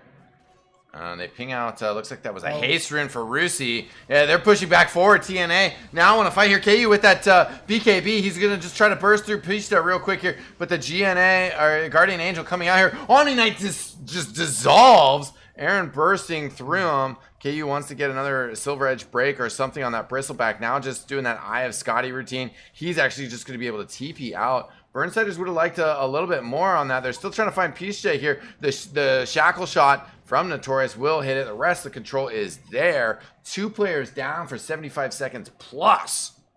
For half a second there, I was like, wow. Omni Knight greater than Sven. And then he one-shot him. Like 2-shot, the Omni Yeah. just held all of his stuff. That Omni was not a factor anymore. All of a sudden, Omni Knight ult ends, the fog clears, and Omni Knight goes back to being this like 2k HP support that gets blasted by Sven. Now, when I was talking about scaling with this TA is this Sven, obviously he can get an Ags, which he's going for right now, and then he could potentially get that Ags blessing and get another item, be 7 slotted. Compared to this TA, there's really nowhere left for her to go. Right. Yeah, Are you that's sleeping on Rapier, my dude? Man, you're so right. I'm just worried as we What get about into the Moonshard? late game. The late game, it gets really hard for typical NA. What about that Stygian Desolator, 60 minutes? What about Timeless that? Relic picked up on the Void Spirit. That's actually a very big item. Dude, honestly, no cap. If TA gets what's the one that knocks you back? Oh, Ballista? Ballista. What a If she gets meanie item. Ballista, the Sven's game's over. Real time. All of a sudden, Sven's getting knocked back. He's like, ooh, DD rune top. Edge gonna deny or Sven gonna take? Sven's on his way down. yeah. Plus, What does that say about your win condition, though? Dire- If you're having to think about the final tier of tier 5 neutral items. Well, it's a good fading thought. Pingu coming in, lifting the Enchantress who's DD'd. The Dire Tide sets are so weird when they interact with spells. Roshan Like, have you seen? respawning here, and looks like fight's about to maybe break out here. Bristleback poking around a little bit. The Heartbeat Stormcrafter will come out from that Enchantress to further scout this out a little bit. Oh, the on Rubik this took it. Roche. The Rubik Oh. took Enchant Oh, God. and stole the Harpy, and it gets 1200 health. That's hilarious, dude. They back and smoke. Yeah, they don't really want to take that fight. The smoke is going to pop here. Pisha jumps forward. He actually only finds Vinny. That's still not a bad grab. He is going to be able to come out, though, from that arena and get the ultimate off. Aaron, KU already getting kills. Brightside buying back again. But right now, Aaron and KU just doing a ton of work. KU was disarmed for a little bit. Oh, and he just turns around and just slaughters everybody. Buybacks, 4 buybacks from typical NA, but there's still 4 players up for the Burnsiders. It almost looks like an image error on my Dota client. 4 buyback Right. signs under the entire Right. Dire. But they're understanding what we're understanding is that they have to win this Roche and they just need to end the game. Sven ult is down, Silencer ult is down. They have no spells left. The BKB on Sven is down, so they can't contest. They have to give it up. Was that an Ags blessing or a refresher? Yeah, who's getting this Ags bless? Ags? I agree with Yeah, that. Give the it to Omni. the It's Omni on Knight. Omni Knight, then he doesn't have to be out of position to get off the big ulties. Right. I think we're seeing the game here. Either Radiant or Dire are gonna win it, and it's off of this team fight right here, right now. I just want to be quiet and hear Jeff talk about this. Yeah, Notorious spamming some power shots here. Foo Squash pushing high ground here. And actually already just walking past the tower. They might even fear like they can threaten these tier 4s and just go for the game here. They're at least going to act like it a little bit. The arena has been popped down here. Aaron fighting in the midst of this. We have some silences coming out here from the silencer. KU pretty weak.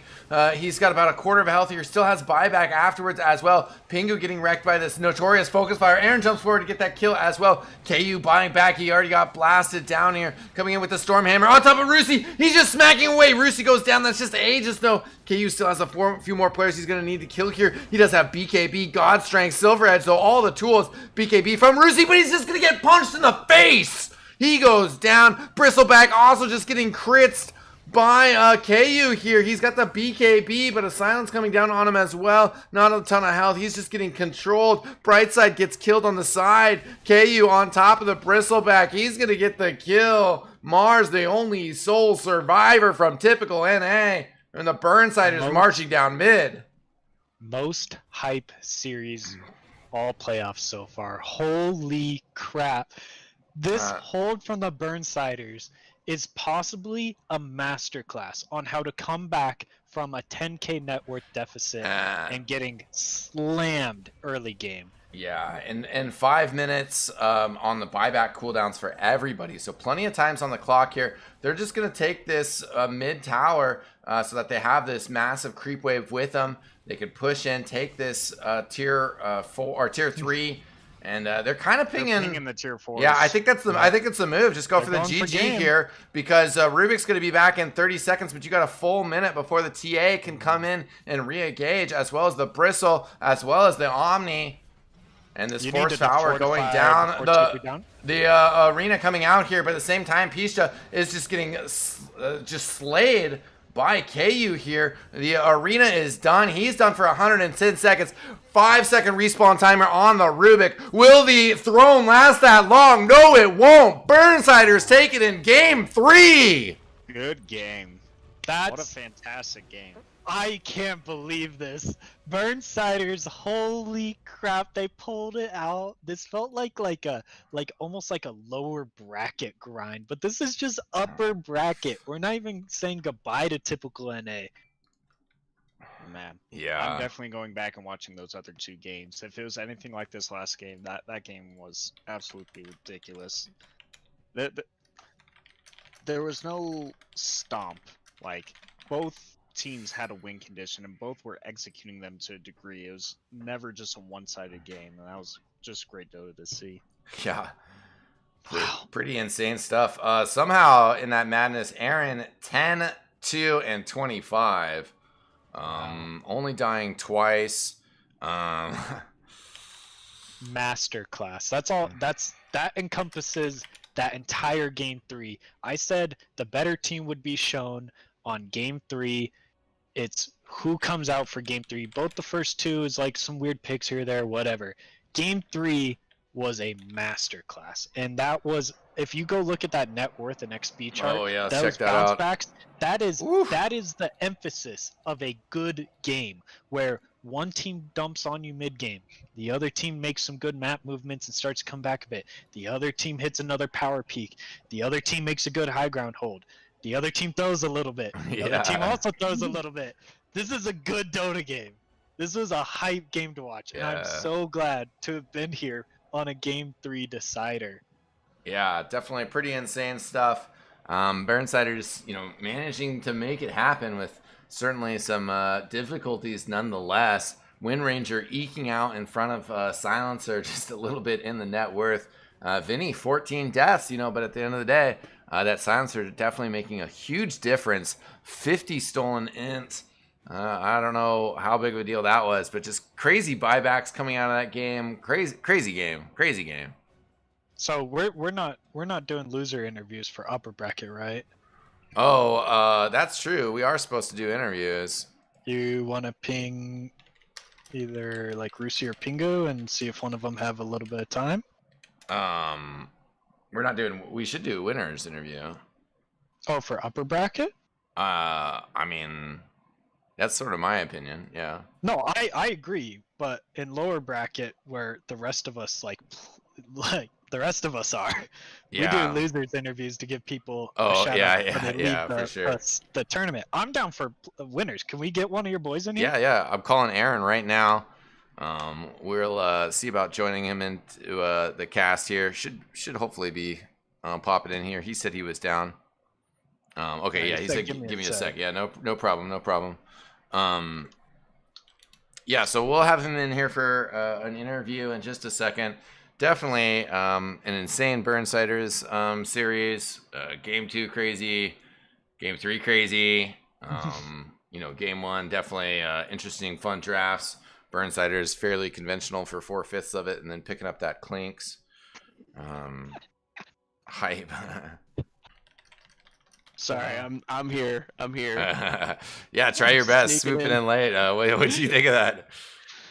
Dude, I just caught like a few sections where I was like running in and running out because I was still eating dinner. But man, like I had like my camera centered on the radiant throne so I could like peek in. So it was like, is anything happening over there? But I caught a few really good team fights. Like I think Portland Birdsiders was down two sets of racks, and they had Aegis on Sven, and they took this really good team fight outside their base in their triangle. Yeah. I was like, holy, they could do this. Oh my god. For the record, they're only down one lane of Was it racks one? in a tier 3. So Oh, okay. two racks is almost a death sentence, to be honest. Like Yeah. you get what's called super creeps. So they apply a way more pressure than just one lane being down. Yeah. What's really painful and out of all of this is Ruzi on the TA played perfectly. Yeah. And we ran into this issue a lot too, where us as a team, when we had a TA spammer as our mid, we would just like, when we don't clutch the game and he ends up being like 30-2, we just feel like shit because it's like the TA did everything right that game. Dumped on lane, itemized right, hit all the item timings, pressured the enemy lanes, pressured the enemy heroes, everything perfect. And it still wasn't enough, and it's really painful to see. Hello? Hello. Oh. Hey. That was a hype series for a hey. What's up, dude? How are you feeling after having only 2 get times in a 50-minute game? What's that like? Sweaty. Fortunately, I was the Rubik person on lived. the team that was screaming when That's- things were happening. That's epic, dude. I'm just baffled. I'm still kind of speechless after just an incredible game coming back from being a racks down, multiple Aegis high ground holds against this TA that was a monster. I honestly don't know how you did it, because we've been in that scenario countless times where we're stuck high ground, we're trying to like cut these creep waves, trying to just delay the game by an extra minute or 2 here or there. How did you guys do it? Just like, really? I think there was a lot of communication going on, and there was a lot of positivity. Like there was no point at the game where we just gave up or anything. We kept going at it. We still had a plan, even though we were a Rex down. I remember. Go ahead. Go ahead. I remember specifically at 22 minutes, they'd just taken first Roche and they were pushing high ground, and they'd wiped you guys. And I verbatim said, like, I think that might be game. Yeah. And boy, did you guys prove me wrong. I don't know if I cast or cursed them or what, but it seemed like they had team wiped you. They could just get 2 lanes of racks. They were headed for that bottom lane. And I don't know, like, you guys like caught them out. They were like on the run. You only killed like 1 hero, but that was enough to just delay the game another like 5 to 10 minutes, which was like kind of just enough to like squeak out the win, honestly. And it was like just little plays like that where it's like you buy back 1 hero and you shoo them out of base, and all of a sudden you have like that 8 to 11 minutes more until the next Roshan respawned. I'm kind of curious, like, are you guys pretty on top of like timing the Roche? You kind of knew, like, oh, Yeah, you we have to timed do is every buy single back. Roche too. Yeah. What was there any like Ags or refresher that you were super scared about? They don't have like any big Ags carriers on their team. Kind of scared of Ami Eggs because he can be from anywhere and use his ult. Mhm. I think mean, that was- I think Good. going Heaven's Halberd was a big deal because Mhm. TA was a lot of their damage, Yeah. and even if she's W'd from Omni Knight, it still lasts 2.5 seconds. So Yeah. still We- really value. we really went in depth on like your medallion. Yeah, Build? they have a lot of single target damage. So Yeah, that's we were super all about it, and against TA was like the perfect first item, and then to go Ags, and then verbatim multiple times your team did this, where I'm like, all they have to do is go Heaven's Halberd here, and TA's done for. And right as I say it, I think it was like during a pause, you queue up Heaven's Halberd. I'm like, let's go, Aaron. I was already Hey, talking about it way before. I was like, oh, I'm sure you were. It's just It was like, felt I like was you're like even considering going it before Ags too, because it was such a big deal. yeah. Yeah, I It did felt it like on you're Ags. almost in our comms. Like you like verbatim like cued it right Dude, as that I said happened it. so many times during the series in general. Game Like, Big two, heads I up, said big heads up. this is a sick Heaven's Halberd game, and then Vinny immediately stops what he's doing and queues up a Heaven's Halberd. Like I think that Gearhart called it the best though, is that he was like after you guys got third Roche or second Roche, we're like, tee Sven's gonna buy Scotty before BKB now just because he got Roche. And he actually goes and buys Scotty before BKB. We Second- couldn't believe it. That second game was all about the creep waves for us. 'Cause anytime the creep waves were like they're not like shoved in their base, we knew they could be potentially smoked or missing. So we just I do shove. want to shout out your target priority.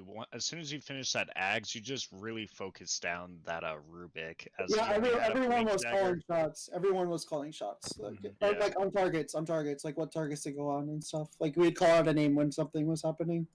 Yeah, after you guys lost that first rack, you were able to kill Rubik once or twice, and that really just opened up the game. It just completely. Oh killed yeah, the I other think team's I think he was momentum. trying to outplay me or something in the mid. When he died mid tier 1 because he had a blink. So Yeah, you had an invis rune mid, and he hadn't seen you, and it was your Ags reveal. And I was like, hey, Rubik's mid with Blink, all they have to do is TP in like TA or Mars or whatever, and this Void might die. But I didn't notice that you had just gotten Ags either, so you just immediately went on him, nuked him down before any TPs could come through. I was like, that's some big hype. Plus it was Wynn's Blink reveal, so it was like, you just kind of like, you guys were like hitting your item timings and using them effectively. You didn't even have to smoke. You just were like, you were playing perfectly in the from comms, behind. he was even saying like, "Hey, I'm coming on my way with Blink," and I'm like, "No, I'm going already." I'm going. No, that was the correct call, because if you wait like a second more, those TPs were gonna come in mid, I believe. Yeah, and if I don't come in less than 3 seconds too, there can be save. 100%. Omni was really close. He was like at the spire just south of the Rubik, right? So he was actually getting fairly close to saving the Rubik. So your timing, whether skilled, predicted, not lucky, I don't care. It worked, and it was epic. I just have to go on one thing. The Clink's first game, I man. was wondering when this was coming. Can we just talk about real quick? Because like on paper, it seemed like really good, but it did not. It was actually supposed to go on me, but me and Vinny had a conversation when we were picking our heroes. Yeah, we were talking about like we've been really scared of their tri-lane factor. We were all, because in previous games before they always tri-laned us, and we gotten wrecked almost every time. When they yeah, picked up lane. I couldn't really believe that this like Oracle anti-mage Void Spirit tri-lane was dumpstering Clink's +1, like clockish. And when I looked in, it was like almost 10 minutes, and the Clink's was like level 4 with like 10 last hits. It was almost a mirroring of what happened to Bristleback this game. Bristleback 7 minutes, 7 last hits. So what was and- going through your team's head? Like, were you guys like optimistic, like seeing how ineffective this Bristleback was being, just how much he was getting shut down? But were you also seeing for the early game? Yeah, for the early game. What was going through your team's like collective thought process, seeing like this Bristleback get shut down? Did that influence your decisions? Yeah, when we didn't really care about him at all after like 7 minutes, because we knew his game was over, and plus if he did have a game, it'd still be kind of rough, because that King Chris from Silencer is really good versus that hero, and he was if that guy had like one more item, I think the game would have been really hard for us too, and so we were just worried about the other heroes, and you itemized right for it. I also called for. I just went bottom as soon as TA got 6 because I can't lane there anymore. So I just told my Sven to go mid and just clear waves and then go jungle on the side too. Yeah, it's or unfortunate at the that he bottom. cleared a wave and then he And then he- jungled and then he got and then he blown caught, up. Yeah, other rune, yeah, I remember. So obviously they fed First Blood top, and were you guys not worried about the Heavenly Grace for the Omni Knight just giving this Bristleback a free lane, just purging off the Arcane Curse? We were definitely talking about that a lot in the draft. I don't think so. I think they were just saying they. I think my silencer, my Wind Ranger were just saying we're just gonna click them because they're both melee if they were Right, together. and that's what Shane Wow. was saying during Yeah. the lane. I was like, Just any two ranged heroes, right? It's like it didn't matter if it was silencer. We're talking or about that whatever. during draft too. Yeah, I'm glad that It, we're on it the was same even page. from like this. It was even from like the two first picks from them we were talking about it too. How they would. Can, have to can I ask why not? I don't know if it's banned, but why not Veno instead of the silencer? It just feels like I think a Veno was better banned laner. actually. Was it? Yeah, Okay. because as Well, soon then after they that picked up the answered it. TA, after they picked up the TA, they banned Veno. And I thought about that. It's not great, Oh, yeah, obviously, but yeah, it was it banned. goes through the refraction. So Yeah, they banned Veno Sand King last, and both of those heroes would have been fairly decent that game, I think. Yeah. I mean, if they maybe not the SK, like if they're going Bristle. I want to be like, oh, the Bristle lost them the game, but what was the carry that they could have picked that you would have been scared about? Like, obviously you had last pick, so it's like whatever, but like, we were going down the list of carries where like Ursa, Troll, or Spectre. Those were like the three we were thinking they were gonna pick, and then they grabbed this like Bristle. Was there like a carry you got? Because like you guys went down the list. You Yeah, banned you banned Void, that carry. PA, Nakes, Drow, Anti-Mage. They banned Terrorblade. Specifically, the next we were talking about that a lot too because they had 18, we had 17. So in the draft, we talked about for like 30 seconds how we would pick up Slardar at 17, even though we didn't, because we wouldn't have banned Nyx for something else, and we would have just picked Slardar at 17. But they had this Ami first, so we're like, if we pick 17 Slardar, they're just gonna 18 Troll. And we don't like that a lot, so we ended up banning the Nyx matchup anyway. So that was like a huge. That took like a minute of our thought process during the draft about if we wanted to ban this hero or Yeah, not. I feel like the Troll and the Ursa get kited too heavily by your Wind Edge Void Spirit.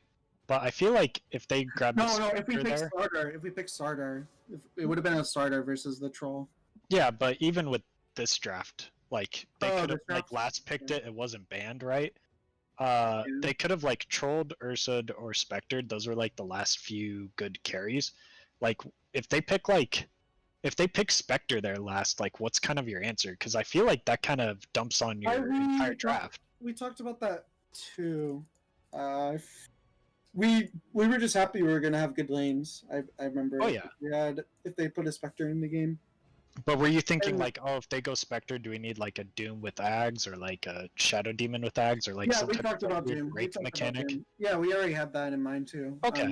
We had that in mind on 24. We can just pick Doom or something because we also considered against Bristle too, but we didn't end up picking it out either. Do you think that you guys being the priority seed and having priority on game 3 on getting last pick kind of favored towards you guys a bit? I feel like it was a pretty big I don't think so. 'Cause factor. I don't think so because on the first game they picked first pick too, so they Well, seemed comfortable. They getting had the first pick all 3 games. I feel like I'm just curious to see how a game where they had last pick would have gone. Obviously, you guys are a really good last pick team, so I'm just curious how they would have done it had they had the last like gotcha pick almost, right? Yeah, that Yeah, sure. Just curious. Like obviously, like it's over, so but I'd just be interested to see like how that went out. Were you confused at all by like when they were like, we want first pick Dire? They picked Dire for that last. Why do I you don't think they think- didn't want Radiant? I know. I've been on a team with Fuscosh before for RD2L Mini before. He told me he likes Dire. He likes Dire for specific reasons. Interesting. You don't have to go in depth. I forgot. Yeah, I forgot what it actually. If I would, I could tell you, but he does like Dire. All right. Speaking of food But squash, he is aware of he's not stupid. He's aware of the No. weaknesses. All of the players are incredibly good, and this was like a very clutch match between both of you. And I was there's. I'm not saying Dire was a dumb pick. I'm just curious as to why. Because if you ask almost any other team in the league, if one team grabs second pick, the other team grabs Radiant. Like it's Yeah, we just were happy to have Radiant second pick. yeah. You had Radiant second pick 2 games out of the 3. That's like the dream. They clearly had a plan going into game 1. We failed to come I in think for- the Viper like really gave a lot of issues for you guys. Yeah, it did. Yeah. It did. It didn't need a lot of farm to do stuff. Yeah. Also, what do you think about the musical lanes? I really had to ask you that. I wish that I was like wasn't part of it. fresh. I wasn't You- part no, of I that. know. I was hearing the comms. Yeah, I heard all the comms. How for that. have For like, especially the obviously second we game, grabbed you right there was away, a but there was a huge amount of conversation during the second game for lanes. yeah, we were talking about that too, especially with like the Shadow Demon mid. Were you guys like phased or confused by that at all? Did you see it coming? I've Like, seen we it kind of- before. I prepared for it. I'm Mhm. prepared for it because I've played against it before. Like Yeah, 2 times we in we my liked your time. skill build and we kind of called it with your Ember, right? But we kind Yeah. of just assumed Lena was going mid, and we are kind of all taken a bit back. Like they just kind of put themselves on like a time window. to an Yeah, we extent. also considered that when we picked Ember too. We've had a big success rate with Magnus Ember too in the past. Okay, I'll ask one more because I feel like I'm talking loads with you, but I have like so many questions. But the big one here is, we were also like, if you guys had like been up one game, would you have picked Tinker last pick game 2 instead of the Ember there? Like, was there a possibility? It was a thought to remind, but Because like we were it's really not- excited to see your Tinker. Like we were like, I think I said like if you Yeah, my guys were up Tinker a game, you're has a picking really Tinker. high win rate. So, Yeah. yeah, my Tinker has like a 65% win rate over 1,000 games. Oof. It looked like the perfect, or well, like at least It was one of the getting there. better games. Yeah, right, for a hero that never sees the light of day right now. I was like, sure, I don't have no way to deal with that. For the last game, I will add that we did decide between the Void Spirit. We had also considered Ember Spirit on that pick too, but we ended up picking Void Spirit because I wanted Void Spirit because I didn't like them having a flex Void Spirit Mhm. hero, so that's why we picked Void Spirit.